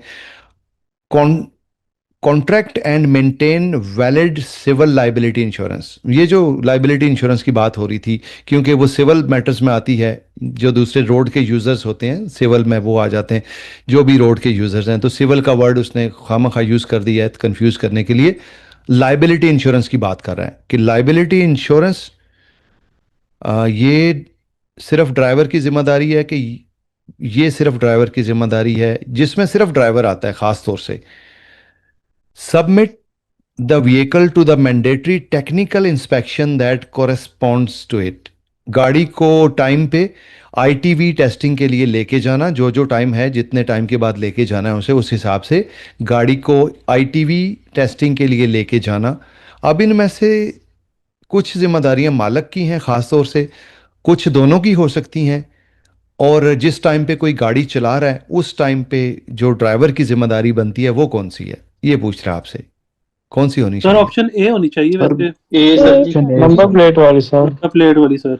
नंबर प्लेट, ये ड्राइवर की खास तौर से जिम्मेदारी है कि नंबर प्लेट को साफ सुथरा रखे, कोई मट्टी वगैरह, कोई कीचड़ वगैरह उसके ऊपर ना हो कि पड़ी ना जा सके, या किसी भी ऑब्स्टेकल, कोई गाड़ी का डैमेज है उसकी वजह से कवर ना हो रही हो, या टूटी हुई ना हो, ये कह लें आपकी नंबर प्लेट टूट गई है, उसका डैमेज हो गया है, तो उस वजह से ऐसा नहीं होना चाहिए कि नंबर प्लेट पड़ी नहीं जा रही, क्योंकि जो पीछे अथॉरिटीज़ वाले आ सकते हैं, पुलिस वाले आ सकते हैं, आम कोई गाड़ी वाला आ सकता है, तो 50 मीटर के फासले से आपकी नंबर प्लेट विजिबल होनी चाहिए, 50 मीटर के फासले से वो विजिबल होनी चाहिए, और उसको अगर इतनी दूर से कोई पढ़ सकता है नज़र उसकी, ठीक है, तो 50 मीटर की, ये क्वेश्चन भी आ सकता है कि 50 मीटर से नंबर प्लेट आपकी विजिबल होनी चाहिए। लाइटें ऑन होनी चाहिए, लाइटें अगर फ्यूज़ हैं तो 200 यूरो का फ़ाइन हो सकता है, वो आपने ज़रूर चेक करनी है। वैसे आप लो बीम लाइट्स को जब ऑन करते हैं ना, तो इसकी लाइटें ऑटोमेटिकली ऑन हो जाती हैं नंबर प्लेट की,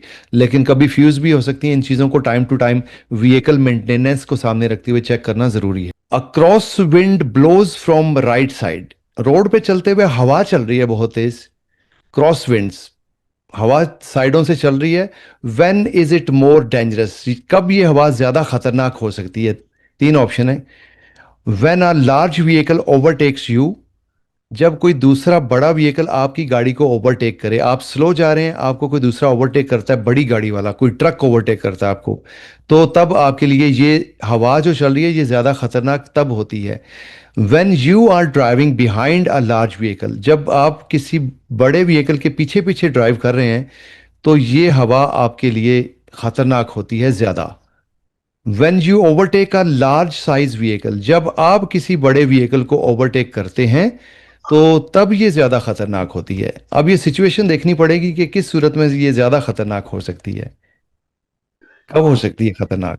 सर जब हम ओवरटेक करेंगे, जब आप ओवरटेक करेंगे आप किसी बड़ी गाड़ी को ओवरटेक करते हैं सर तब ए होती वाला है। होगा, जी जी सर, ये जब हम ऑप्शन है जब वरना हम लार्ज ओवरटेक व्हीकल करेंगे ओवरटेक, क्योंकि वो राइट की किसी तरफ गाड़ी है तो को। वो गिरने का खतरा हो सकता है, कुछ सामान हो सकता है, कोई लोड हो सकता है या प्रेशर हो सकता है, तो राइट की तरफ पहला ऑप्शन मेरे ख्याल में ठीक होगा। सर ऑप्शन सी होगा, जब हम बड़ी लार्ज गाड़ी को ओवरटेक करेंगे। हाँ, अच्छा, इन्होंने जो बात की है ऑप्शन ए, इन्होंने कहा when a large vehicle overtakes you, जब बड़ी गाड़ी आपको ओवरटेक करती है सामान गिरने का चलें, वो तो खैर अलग से बात आती है कि जब भी आप ट्रांसपोर्ट करें सामान को तो उसको अच्छे तरीके से बांधें या कवर करें ऊपर से। चलें उसको अगर इग्नोर भी हम साइड पे भी कर दें उस पॉइंट को, तो लार्ज व्हीकल जब साथ से गुजरता है तो आपकी गाड़ी एक दफ़ा कांपती ज़रूर है, आपको झटका सा फील होता है क्योंकि वो लार्ज व्हीकल का प्रेशर अपना होता है। तो भाई की बात अपनी जगह ठीक है कि आपको थोड़ा सा फील होगा जब बड़ी गाड़ी गुजरेगी, तो आपको ज़रूर थोड़ा सा झटका फील होता है। लेकिन अब टेक्निकल पॉइंट डिस्कस करना इंपॉर्टेंट है।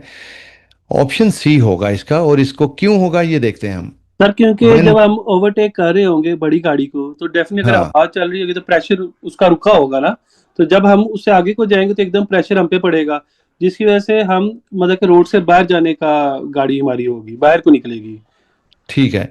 तेज हवा चल रही है, अभी आपने ओवरटेक नहीं किया, तो तेज हवा की वजह से आपको स्टीयरिंग व्हील बड़ी एहतियात से पकड़ना पड़ेगा, मजबूती से पकड़ना पड़ेगा, क्योंकि हवा आपके ऊपर जोर से आ रही है, आपकी गाड़ी के ऊपर साइड से क्रॉस विंड है ना, साइड से हवा आ रही है, तो आपने बड़े ध्यान से स्टीयरिंग व्हील को मजबूती से पकड़ा और उसे मुश्किल से कंट्रोल कर रहे हैं तेज हवा की वजह से।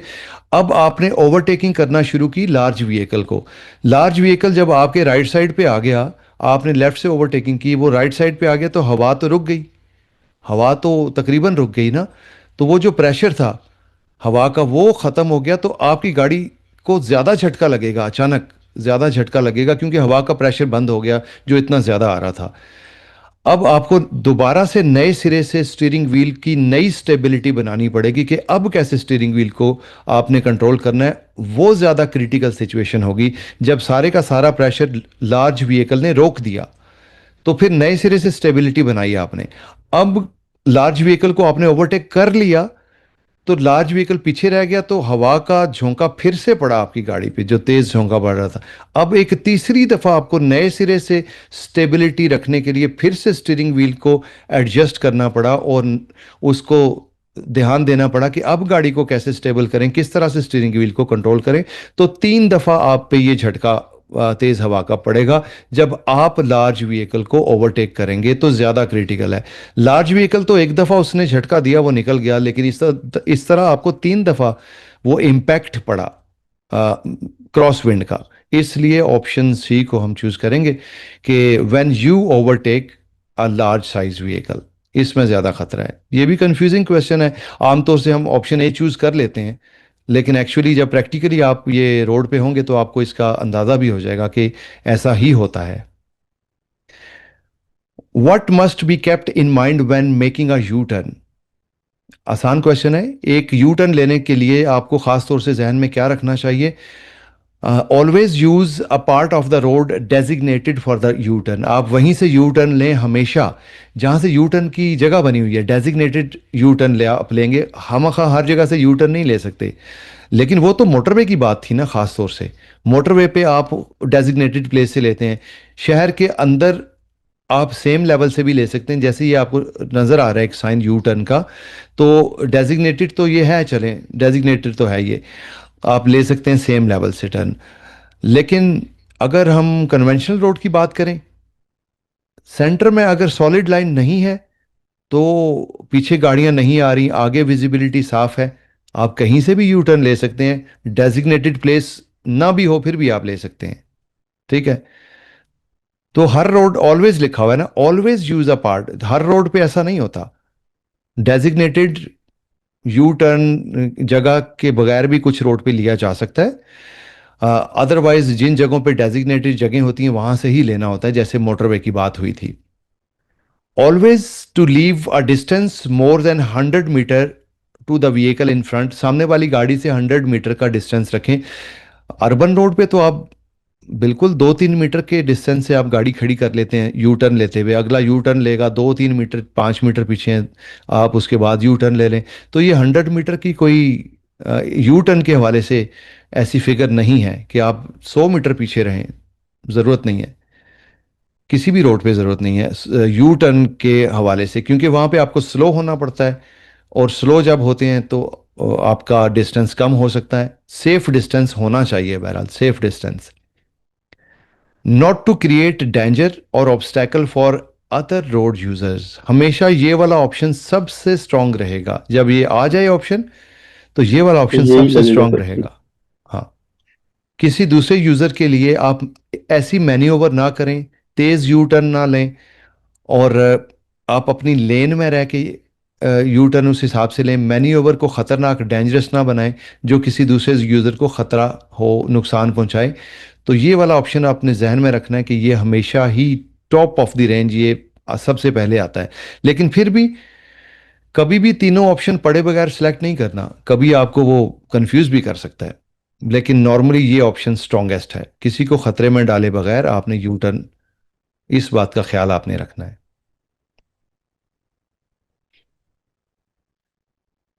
Loading a vehicle with more weight than authorised. Authorised weight क्या होता है? MAM, maximum authorised mass. कौन बताएगा ऑथोराइज्ड मैक्सिमम ऑथोराइज्ड मैस क्या होता है? जितना वो उस जितनी गाड़ी गाड़ी को को वेट जी 3500 जी, होता है नॉर्मली, वो जितना अलाउड है। 3500 तक हो सकता है जो लाइट व्हीकल्स हैं, और कम भी हो सकता है, गाड़ी की टाइप पे डिपेंड करता है। एक छोटी गाड़ी है तो उसका अपना वजन 800 केजी हो सकता है, और उसके अंदर सामान भरने की इजाज़त कितनी है वो डाल के 1500-1600 हो सकता है।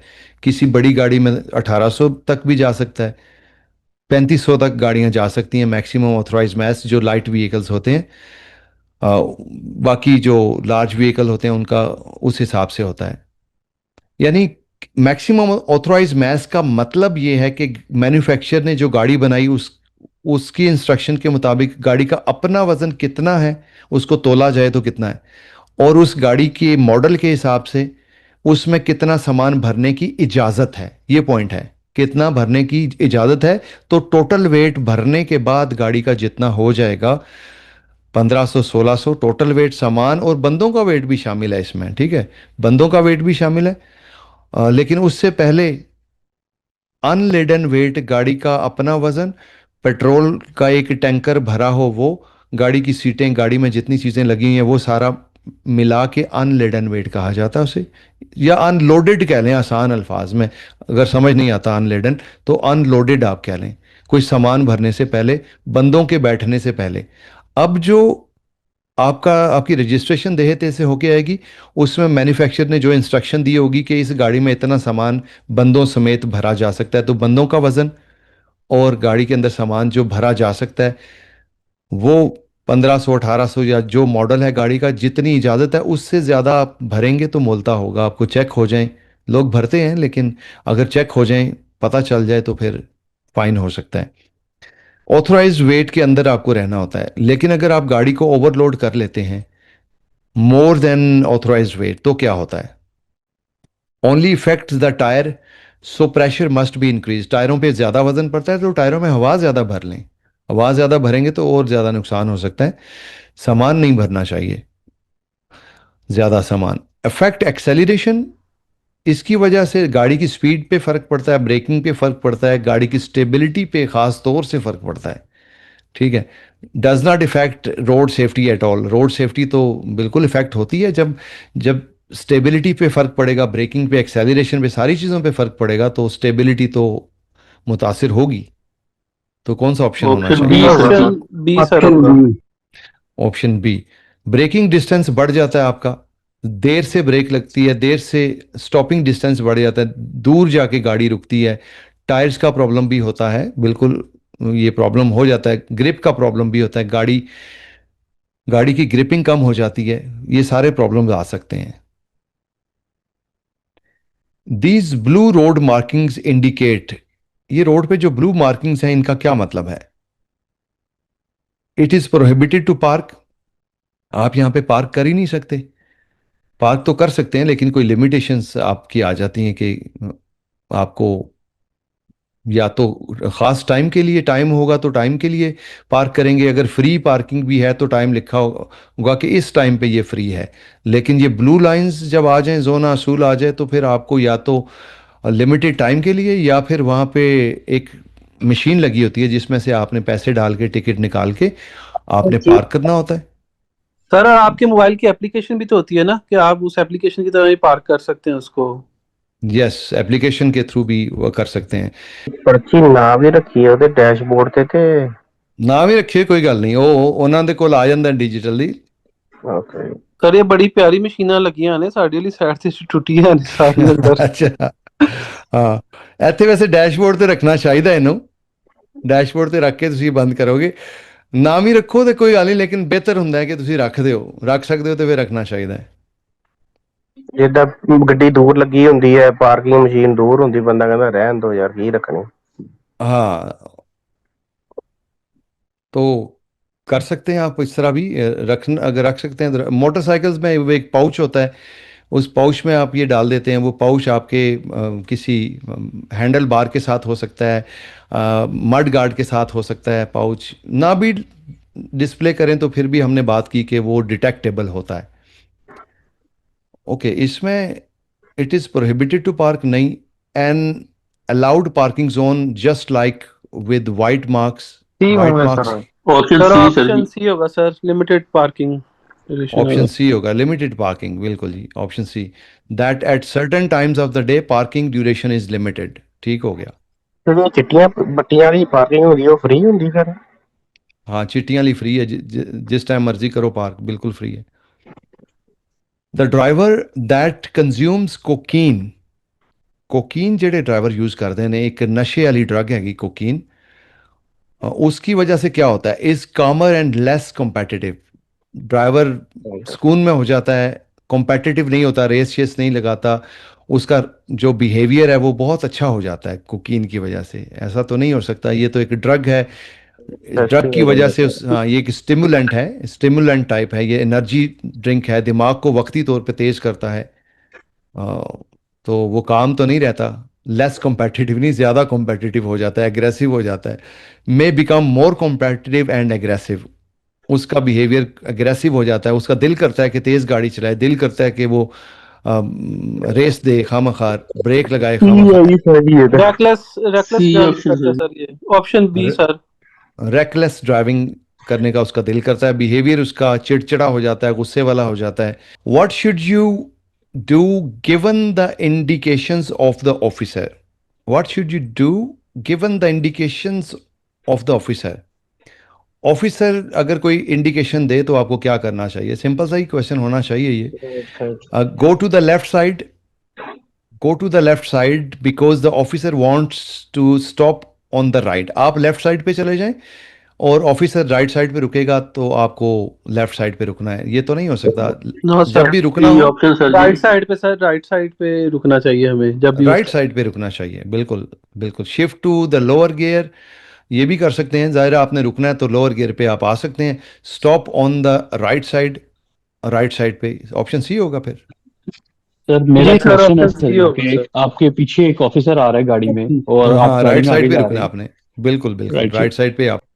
सर वो रोकेगा तो मैं कैसे? क्वेश्चन का ये उनका कोई स्पेसिफिक वो होता है, कोई हूटर? सर ऑफलाइन हो गया क्या मेरा ख्याल है? नहीं नहीं, मैं ऑनलाइन। अच्छा आपका वो नहीं शो नहीं हो रहा सर। अच्छा ठीक हो गया। क्वेश्चन मैं पूछना चाह रहा था, यहाँ पे एक गाड़ी आपको पुलिस की फॉलो कर रही है, आप आगे जा रहे हैं, हाँ। उसकी ऊपर लाइटें ऑन है, ठीक है? अब उस लाइटों को देख के आपके लिए रुकना लाजमी है, या अगर वो साथ सायरन बजा रहा है तो रुकना लाजमी है, या दोनों एक साथ चीजें हो रही? कि क्या हमें बताएगा कि हमें रुकना? कोई एक चीज भी है, अगर वो आपके पीछे आ रहा है तो दिस मीन्स कि आपको वो रोकना चाह रहा है। सिर्फ लाइटें हैं फिर भी आपको रुकना है, सिर्फ सायरन है फिर भी आपको रुकना है, दोनों हैं फिर भी आपको रुकना है। In a tunnel what distance must a driver of a motorcycle, motorcycle का ड्राइवर कितना डिस्टेंस छोड़ेगा behind the vehicle in front should they not want to overtake? किसी गाड़ी को आप ओवरटेक, मोटरसाइकिल वाला ओवरटेक नहीं करना चाह रहा, उसके पीछे पीछे जाना चाह रहा है, तो उसके पीछे मोटरसाइकिल वाला अपने फ्रंट पे उसके पीछे कितना फासला बीच में छोड़ेगा। ऐसे उसने घुमा के खामखा लिखा है, मतलब दोनों के दरमियान में कितना डिस्टेंस होना चाहिए। टनल के अंदर की बात कर रहे हैं, एटलीस्ट 100 मीटर्स, एटलीस्ट 50 मीटर, या एटलीस्ट 150 मीटर्स। ये 100 हमने मीटर पढ़ा होगा था सर, पहले। 100 मीटर ही होगा sir. Option A 100 metre. Tunnel के अंदर ये 100 मीटर हो जाता है। टनल के बाहर जो हैवी व्हीकल्स हैं वो कम से कम 50 मीटर का डिस्टेंस रखते हैं। बाकी सारे व्हीकल सेफ डिस्टेंस रखते हैं, लेकिन हैवी व्हीकल कम से कम 50 मीटर का रखते हैं दूसरी गाड़ी से, और टनल के अंदर 100 मीटर का डिस्टेंस हो जाता है ये। If a vehicle is stopped on the right hand side of the road, गाड़ी आप राइट साइड पे अगर रोकते हैं, पार्किंग में लगाते हैं, स्टॉप करते हैं या पार्क करते हैं, द ड्राइवर, फिर ड्राइवर के साथ क्या होता है, मे नेवर गेट इन और out on the right. Right side से कभी भी वो बाहर नहीं निकल सकता गाड़ी से। मे गेट इन और out on the left, left side से वो बाहर निकलेगा और गाड़ी के अंदर जाना हो फिर भी वो लेफ्ट साइड से जाएगा, बट क्विकली एंड केयरफुली। तेजी से जाएगा लेकिन एहतियात से जाएगा, लेफ्ट साइड से जाएगा। अच्छा, लेफ्ट साइड पे तो बसें भी आ रही हैं, दूसरी ट्रैफिक भी आ रही है, तो लेफ्ट साइड से जाना खतरनाक नहीं होगा क्या? सर लेकिन देख के जाएगा ना, और क्विकली जाएगा कि कोई खतरा तो नहीं, गाड़ी नहीं होगी तो फिर जाए निकलेगा बाहर, वो साइड मिरर से देख लेगा तो गाड़ी ये कोई, तो फिर क्या सेफली और क्विकली बाहर निकलेगा sir. Must always get in और out on the right side, लाजमी तौर पे वो राइट साइड पे हमेशा बाहर निकले और जाए, क्योंकि राइट साइड पे तो फुटपाथ है ना, राइट साइड पे तो वो सेफ रहेगा। सर नहीं, वो तो पैसेंजर निकलेगा ना उधरों। वो तो पैसेंजर निकलेगा। हाँ, सही गल है। तो ऑप्शन लेफ्ट साइड तो ड्राइवर तो लेफ्ट तो निकलेगा ना, लेफ्ट पे ही ड्राइवर का सीटिंग तो लेफ्ट साइड पे होती है, लेकिन एहतियात से और जल्दी से निकलेगा। और इसमें एक हमने पढ़ा था कि डोर एग्जिट वार्निंग का ADAS सिस्टम है, अगर आपकी गाड़ी में वो लगा हुआ है तो आपको बता देगा अगर पीछे कोई साइकिल वाला आ रहा है, बस आ रही है, कोई भी व्हीकल आ रहा है, तो वो आपके मिरर के अंदर आपको एक अलर्ट आ जाएगा। मिरर के अलावा गाड़ी के अंदर डैशबोर्ड पे भी अलर्ट आ जाएगा कि दरवाज़ा ना खोलें, अभी पीछे कोई साइकिल आ रहा है या कोई गाड़ी आ रही है। डोर एग्जिट वार्निंग सिस्टम उसका नाम है। May a vehicle reverse if it wants to make a stop, क्या ये गाड़ी रिवर्स कर सकती है अगर वो स्टॉप करना चाहती है? अब ये स्टॉपिंग की कंडीशन आ गई, स्टॉप करने के लिए गाड़ी रिवर्स कर सकती है। यस, ऑलवेज, हमेशा ही स्टॉप करने के लिए रिवर्स करेगी। यस, इन सर्टेन कंडीशंस, जहां पे जरूरत होगी वहां पे रिवर्स करेगी, और नो, रिवर्स नहीं कर सकती। Option B sir, yes in the certain conditions.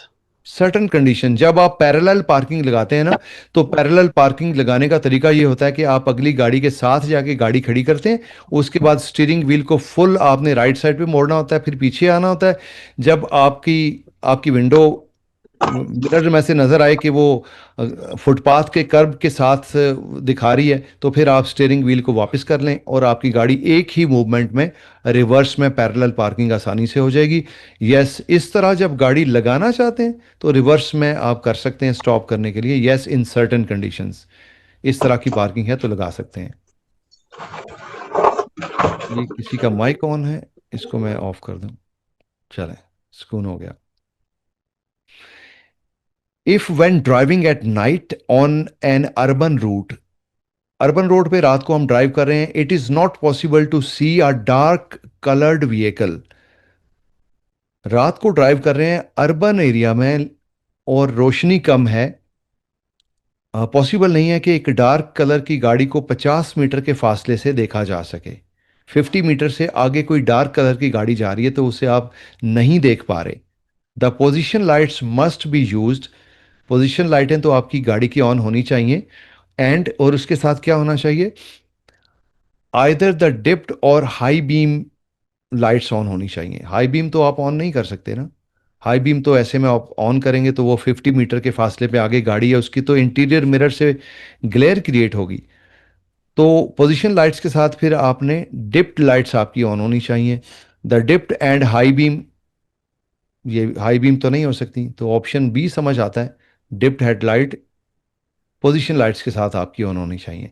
Position lights दूसरों को आपकी गाड़ी की पोजीशन दिखाने के लिए, और डिप्ड लाइट्स आप रोड पे बेहतर देख सकें, उसके लिए आप पोजीशन लाइट्स ऑन करते हैं। वैसे अक्सर एक साथ ऑन हो जाती हैं, लेकिन अकेली पोजीशन लाइट्स ऑन करना चाहें तो आप कर सकते हैं, लेकिन अगर ये सिचुएशन हो तो आपकी डिप्ड लाइट्स लाजमी तौर पे ऑन होनी चाहिए। जहां भी विजिबिलिटी कम है, दिन के टाइम पे भी आपकी डिप्ड लाइट्स ऑन होनी चाहिए। टनल में, अंडरपास में जाते हुए या रोड पे मौसम की वजह से अगर विजिबिलिटी लो हो गई है तो आपकी लाइट्स ऑन होनी चाहिए। In which case does parking seriously interfere the traffic? Parking आपने गलत तरीके से अगर कर दी तो इन तीनों में से कौन सा ज्यादा खतरनाक तरीका है जिसमें ज्यादा ट्रैफिक की कंडीशन को प्रॉब्लम हो सकती है? ये आप देख रहे हैं, डबल पार्किंग की सिचुएशन नजर आ रही है। In an area reserved for loading and unloading. Loading unloading वाले एरिया पे आप पार्क करेंगे तो ट्रैफिक को ज़्यादा प्रॉब्लम, सीरियस प्रॉब्लम हो सकती है। Outside the hours of use, जब आवर्स उस वक्त, उन घंटों में, उस टाइम पे इजाज़त नहीं है तो फिर प्रॉब्लम हो सकती है। when the distance between the vehicle and the opposite edge of the motorway is less than 5 meters, आपकी गाड़ी से लेके अपोजिट साइड का जो फासला है वो 5 मीटर से कम होगा तो बाकी लोगों के लिए प्रॉब्लम हो सकती है। वो तो 3 मीटर पढ़ा था हमने, 3 मीटर से कम नहीं होना चाहिए, 3 मीटर तक होना चाहिए। फिर आप पार्किंग तो, डबल पार्क तो फिर भी नहीं कर सकते, स्टॉप कर सकते हैं टेम्परेरीली 2 मिनट के लिए अगर कोई अल्टरनेट नहीं है। when it occurs in medians, islands or other elements meant for channeling traffic, जब आप ये काम करें कि गाड़ी को पार्क कर दें ऐसी जगह पे जहां पे ट्रैफिक आइलैंड हो, इस तरह के बीच में, इसको कहते हैं ट्रैफिक आइलैंड या मीडियन भी कह सकते हैं, जहां से दो या दो से ज्यादा रूट्स निकल रहे होते हैं, तो ये ट्रैफिक को चैनलाइज करते हैं, ट्रैफिक आइलैंड या मीडियंस। यहां पे अगर आप पार्किंग कर दें तो ये सबसे ज्यादा खतरनाक है। ऐसे आप पार्क कर दें, गाड़ी स्टॉप कर दें, पार्क कर दें, ये सबसे ज्यादा प्रॉब्लम दे सकता है ट्रैफिक को, एक्सीडेंट होने के चांसेस हो सकते हैं। तो इसमें से फिर कौन सा ऑप्शन, सी ऑप्शन होना चाहिए? ठीक, yes. Where must a vehicle be positioned, गाड़ी की पोजीशन क्या होनी चाहिए? On this route, this route मतलब इस इमेज को देखना पड़ेगा, इस रूट पे गाड़ी की क्या पोजीशन होनी चाहिए? To change direction to right, आप राइट साइड पे मुड़ना चाहते हैं तो आपकी गाड़ी ये सेंटर वाली लेन भी आपको सीधा जाने के लिए कह रही है, और राइट लेन आपसे कह रही है कि आप स्ट्रेट भी जा सकते हैं, राइट भी जा सकते हैं। तो इस रोड पे अगर आपने राइट मुड़ना है तो आपको कौन सी लेन में गाड़ी रखनी है? जाहिर है कि राइट लेन में रखनी है। राइट लेन। ये तो सिंपल सा है, in the right lane, hand lane. Option A कभी सर। आप, हाँ ऑप्शन है, सेंटर लेन में अगर आप आ गए तो फिर आप राइट मुड़ने की कोशिश करेंगे तो एक्सीडेंट होने का खतरा है। फिर आपको चाहिए कि आप सीधे निकल जाएं, फिर आगे से वापस होके आए जहां से आप सेफली आ सकते हैं। राइट हैंड लेन में यहां से आपको पहले से आ जाना चाहिए। What does this sign mean? इस तरह का एक क्वेश्चन लास्ट टाइम भी हमने पढ़ा था, आपने शायद पूछा भी था कि लेंथ के लिए क्या होना चाहिए। तो ये तो लेंथ के लिए आ गया। इसका मतलब है कि पाबंदी है उस गाड़ी के एंटर होने पे, इस रोड पे वो गाड़ी एंटर नहीं हो सकती जिसकी लंबाई 10 मीटर से ज्यादा है। अच्छा, ये लंबाई ट्रेलर के साथ भी हो सकती है, बगैर ट्रेलर के भी हो सकती है, या आर्टिकुलेटेड व्हीकल्स, जो कि दो पार्ट्स में गाड़ी होती है, जैसे बसें होती हैं, लंबी वाली बसें होती हैं ना, सेंटर से वो प्लास्टिक का वो एक पार्ट होता है, अंदर से एक जॉइंट होता है उनका, आर्टिकुलेटेड व्हीकल्स उन्हें कहते हैं। दो पार्ट्स में जो होते हैं वो मिला के भी हो सकती है, ट्रेलर के साथ भी हो सकती है, गाड़ी की अकेले की अपनी लंबाई भी हो सकती है, सामान के साथ भी हो सकती है। सामान गाड़ी से, ट्रक से अगर बड़ा हुआ है और पीछे आपने, जाहिर है पैनल तो आप लगाएंगे ना, सामान को मार्क तो करेंगे, तो सामान की सूरत में हो या इन सारी कंडीशन में, किसी भी कंडीशन के हिसाब से आपकी गाड़ी की लंबाई 10 मीटर से अगर ज्यादा हो गई है तो इस रोड पे आप नहीं जा सकते। और ये वाला साइन कह रहा है 2 मीटर से चौड़ी गाड़ी इस रोड पे नहीं जा सकती। ये साइडों पे अगर तीर आ जाएं तो ये चौड़ाई की बात कर रहा है। और इसी तरह एक और साइन हमारे पास था, ये वाला, ये ऊंचाई की बात कर रहा है। ऊपर एक एरो टाइप आ गया और नीचे आ गया, इसका मतलब है 3 मीटर से ऊंची गाड़ी इस रोड पे नहीं जा सकती। वापस क्वेश्चन पे चलते हैं, इस साइन का क्या मतलब है? ये थोड़ा सा कंफ्यूजिंग हो सकता है।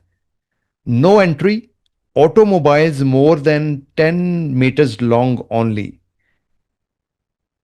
नहीं एंटर हो सकते वो automobile more than 10 metre long only, जो कि 10 मीटर से ज़्यादा हैं, उनकी एंट्री नहीं हो सकती। Automobiles more than 10 metres long only, हाँ, मतलब 10 मीटर से ज़्यादा जिनकी लंबाई है वो एंटर नहीं हो सकते। ठीक हो गया। नो एंट्री व्हीकल्स और व्हीकल्स सेट, अकेली गाड़ी हो या गाड़ी का सेट हो, मतलब दो पार्ट्स में हो, जैसे हमने बात की। Whose total maximum length including load, load भी आ सकता है उसमें, एक्सीड्स दैट इंडिकेटेड, जो इसमें बताया गया 10 मीटर, इससे ज़्यादा अगर हो रही है किसी भी सूरत में, लोड की सूरत में, दो पार्ट्स में गाड़ी है, ट्रेलर है या जैसे भी, या अकेली गाड़ी की लंबाई, व्हाट्सोएवर, सारी सूरतों में, तो वो गाड़ी नहीं जा सकती। No entry for trucks only whose total length including load, सिर्फ ट्रक की बात हो रही है। साइन जो ट्रक का आ गया, ट्रक का साइन है, तो वो कह रहा है कि ट्रक्स अगर 10 मीटर से ज्यादा हो तो वो नहीं जा सकते। कौन सा ऑप्शन होगा इस? B sir, B option. होगा। चाहे साइन ट्रक का है लेकिन कोई भी गाड़ी हो, ये उस पर अप्लाई होगा, सिर्फ ट्रक पे अप्लाई नहीं होगा। Option B.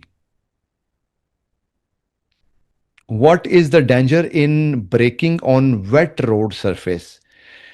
बारिश की वजह से रोड गीली हो गई है, तो ब्रेकिंग करते वक्त किस किस्म का खतरा हो सकता है? द व्हील्स में लॉक, गाड़ी के व्हील लॉक हो सकते हैं। Causing the vehicle to skid, गाड़ी फिर सकती है, उलट सकती है, घूम सकती है आगे से पीछे से, उसको कहते हैं स्किडिंग करना। गाड़ी स्किड हो सकती है, व्हील लॉक हो सकते हैं। देर इज नो डेंजर, खतरा तो हो सकता है ना, नो डेंजर की बात तो नहीं कर सकते हम। गीली रोड पे ब्रेकिंग लगाने से खतरा तो हो सकता है, क्योंकि ब्रेकिंग डिस्टेंस 2 टाइम हो जाता है, 2 टाइम हो जाता है ड्राई रोड की निस्बत। स्नो हो रही हो तो 5 टाइम्स हो जाता है, अगर आइस हो तो 10 टाइम्स हो जाता है। सी में कह रहा है the tyres are worn, tyre खराब हो जाते हैं, टायर घिस जाते हैं या खराब हो जाते हैं, ये भी नहीं हो सकता।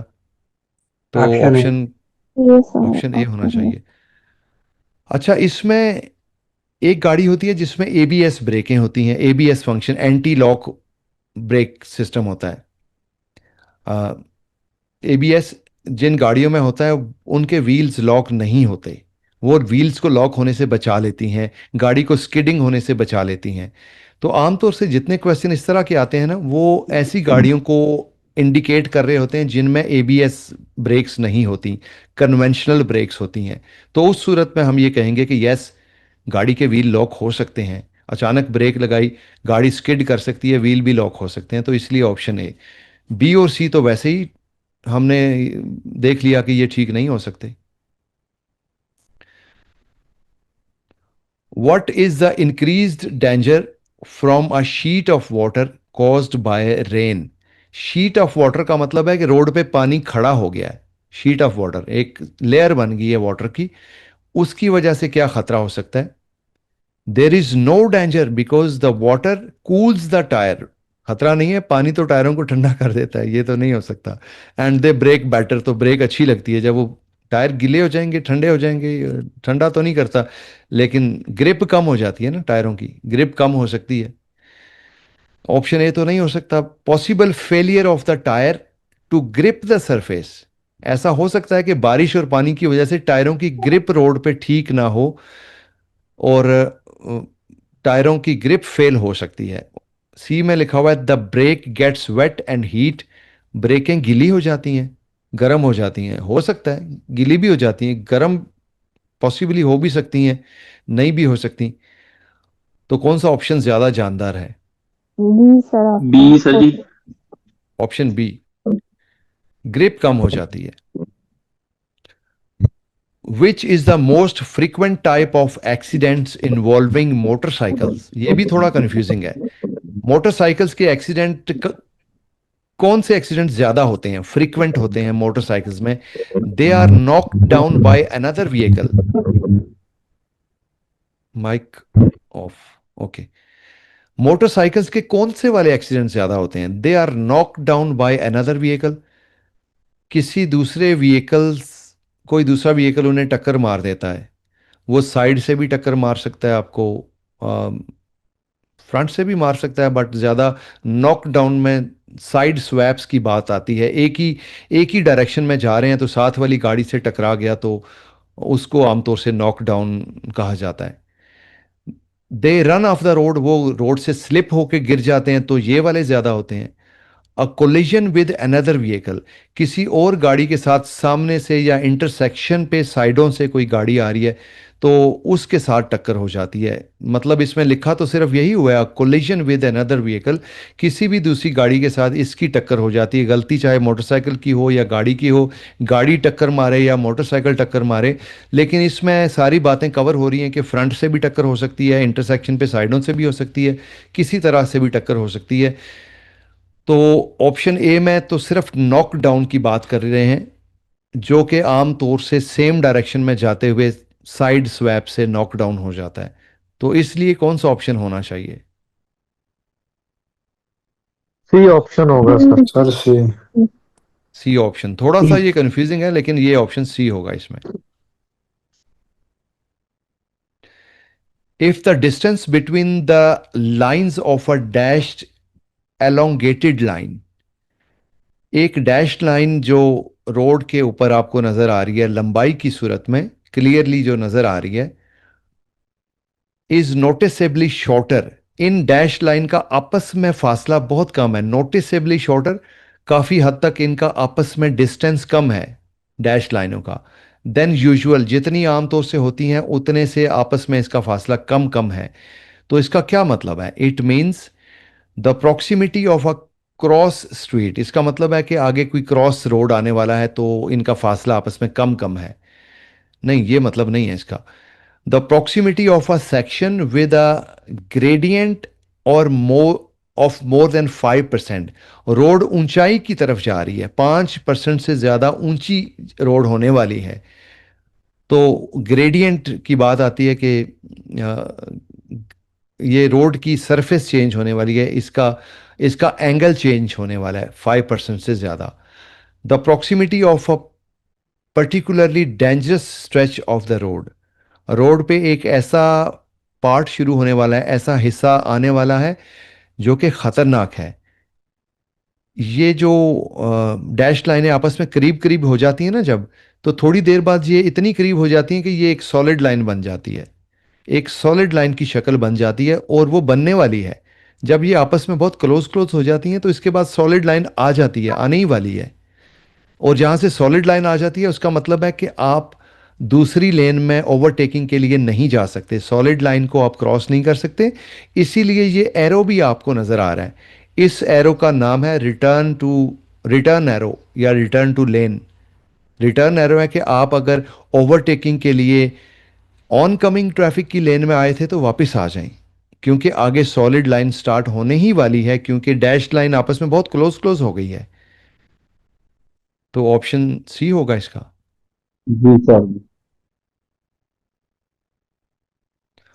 What does this sign indicate, इस साइन का क्या मतलब है? अच्छा, ये साइन कहाँ पे आता है, कौन बताएगा? टनल में आता सीधा है। 100 मीटर दूर है। टनल में आता है। अरे मोटरवे एग्जिट ते होता जो एग्जिट आने वाला लेवल क्रॉसिंग नहीं, ये आता है मोटरवे पे आता है ये साइन, जहां से एग्जिट आने वाला हो, कि आप यहां से मोटरवे छोड़ के बाहर जा सकते हैं। वो बाहर आप किसी दूसरे एग्जिट के लिए भी जा सकते हैं, कोई कन्वेंशनल रोड का एग्जिट हो सकता है, किसी दूसरी मोटरवे का एग्जिट हो सकता है, या फिर यू टर्न लेने के लिए एग्जिट करा के आगे वापस डिफरेंट लेवल पे पुल के ऊपर ले जाके आपको यू टर्न के लिए डेजिग्नेटेड पार्ट बना होगा। तो किसी भी वजह से मोटरवे से बाहर निकलने के लिए ये एग्जिट का साइन है कि 300 मीटर दूर रह गया है। फिर 100 मीटर के बाद 200 मीटर वाला बोर्ड आ जाएगा, फिर उसके 100 मीटर के बाद 100 मीटर वाला बोर्ड आ जाएगा कि अब ये इतना रह गया, अब इतना रह गया, ताकि आप मेंटली प्रिपेयर हो जाएं, आपको पता चल जाए कि कितनी दूर आपका नेक्स्ट एग्जिट आने वाला है। ये मोटरवे पे एग्जिट का साइन है। ओके, ये जो क्वेश्चन है इसमें a level crossing with barriers 100 metres ahead, barriers 100 metre दूर फासले पे लेवल क्रॉसिंग की बात भी कर रहा है ये। Okay, emergency braking area at a distance of 100 meters, there is an exit at a distance of 100 metre, एक एग्जिट आने वाला है मोटरवे पे जो कि 100 मीटर दूर है। तो इस हिसाब से तो ये वाला होगा option C. On an urban one way street, urban area में वन वे स्ट्रीट हो अगर, it is allowed to park on the, फिर उसमें आप पार्किंग कैसे कर सकते हैं? राइट और लेफ्ट साइड दोनों साइड पे कर सकते हैं। अर्बन एरिया में वन वे स्ट्रीट पे सिर्फ राइट साइड पे कर सकते हैं। राइट और लेफ्ट दोनों साइड पे कर सकते हैं। ऑफ द रोड, रोड से बाहर या शोल्डर के ऊपर। शोल्डर के ऊपर तो आप पार्किंग नहीं कर सकते ना, तो ये ऑप्शन सी तो ठीक नहीं हो सकता। शोल्डर पे ऑप्शन पार्किंग ही नहीं हो होगा सकता। सर। ऑप्शन ए होगा, ऑप्शन राइट और ऑप्शन लेफ्ट ए। साइड। ठीक है। अगर वन वे रोड है और दोनों साइडों पे पार्किंग की जगह अवेलेबल है, जगह बनी हुई है, पार्किंग की जा सकती है दोनों साइडों पे। हर वन वे पे ज़रूरी नहीं कि दोनों साइडों पे पार्किंग की वो बेस बने हों। अगर बने हुए बे पार्किंग बे है तो आपके पास जहाँ भी अवेलेबल है आप पार्क कर सकते हैं वहाँ पे, राइट या लेफ्ट किसी भी साइड पे। अगर टू वे रोड है, चले मान लें ये टू वे रोड है, अब टू वे रोड में आप जा रहे हैं, आपको पार्किंग स्पेस लेफ्ट पे नज़र आ रही है, जाने वाली साइड पे सारी गाड़ियां पार्क हैं, कोई जगह खाली नहीं है। लेफ्ट पे आपको अच्छी खासी बड़ी जगह लेफ्ट पे खाली नज़र आ रही है। अब आप कहते हैं ये तो ज़बरदस्त हो गया, यहाँ पे पार्किंग लगा दें, तो आप क्या लगा सकते हैं लेफ्ट साइड पे? नहीं सर जी। नहीं लगा सकते, आपको घूम के आना पड़ेगा वापस। घूम के वापस आएंगे, जब वो पार्किंग आपके राइट साइड पे आ जाएगी तो आप लगाएंगे। ऐसे आप रोड क्रॉस करके लेफ्ट पे जगह जो खाली है वहां पे पार्किंग नहीं कर सकते। What does this sign mean? इस साइन का क्या मतलब है? ये वाला साइन, इसकी मैं देखता हूँ मेरे पास कोई और इमेज है तो दिखा देता हूं मैं। ये साइन जंगल के आसपास या जहाँ पे ज़्यादा पौधे वगैरह, रोड जहाँ से गुजर रहा हो, इंटर अर्बन रोड पे आमतौर से ये साइन आता है इस तरह से। ये साइन आपको वर्टिकल साइन में भी मिलेगा और ये साइन आपको वेरिएबल मैसेज पैनल में भी नजर आएगा। और ये साइन बता रहा है कि यहाँ पे आग लगने के चांसेस हो सकते हैं, तो आप सिगरेट अगर पी रहे हैं ना, तो सिगरेट के जो वो पफ है उसको बाहर मत फेंकें, या सिगरेट को बाहर मत फेंकें, या किसी भी तरह जिससे आग लगने का खतरा हो आप उससे अवॉइड करें, एहतियात करें, क्योंकि यहाँ पे आग लगने का खतरा ज़्यादा हो सकता है। तो पहले से आपको बताया जा रहा है, अलर्ट किया जा रहा है कि रिस्क हो सकता है। सेफ प्लेस फॉर लाइटिंग कॉम्फायर्स, आग जलाने के लिए ये एक सेफ जगह है, तो ये सेफ जगह तो नहीं है, आपको अलर्ट कर रहा है। It warns of the danger of lighting of a fire, ये आपको वार्निंग दे रहा है, अलर्ट कर रहा है कि यहाँ पे आग लगने का खतरा हो सकता है, तो यहाँ किसी किस्म की आग वाली लाइटिंग आप यहाँ पे ऑन ना करें। एरिया डेजिग्नेटेड फॉर स्मोकिंग, यहाँ पे आप स्मोकिंग फ्रीली कर सकते हैं, ये भी नहीं हो सकता। Option B sir ji. Option B option होगा बी जी। सिंपली। ओके जी, अपना ख्याल रखें, खुदा हाफिज, सत श्री अकाल, अल्लाह हाफिज, ओके जी, नमस्ते। जज़ाकल्लाह जी। ओके सर जी, सत श्री अकाल।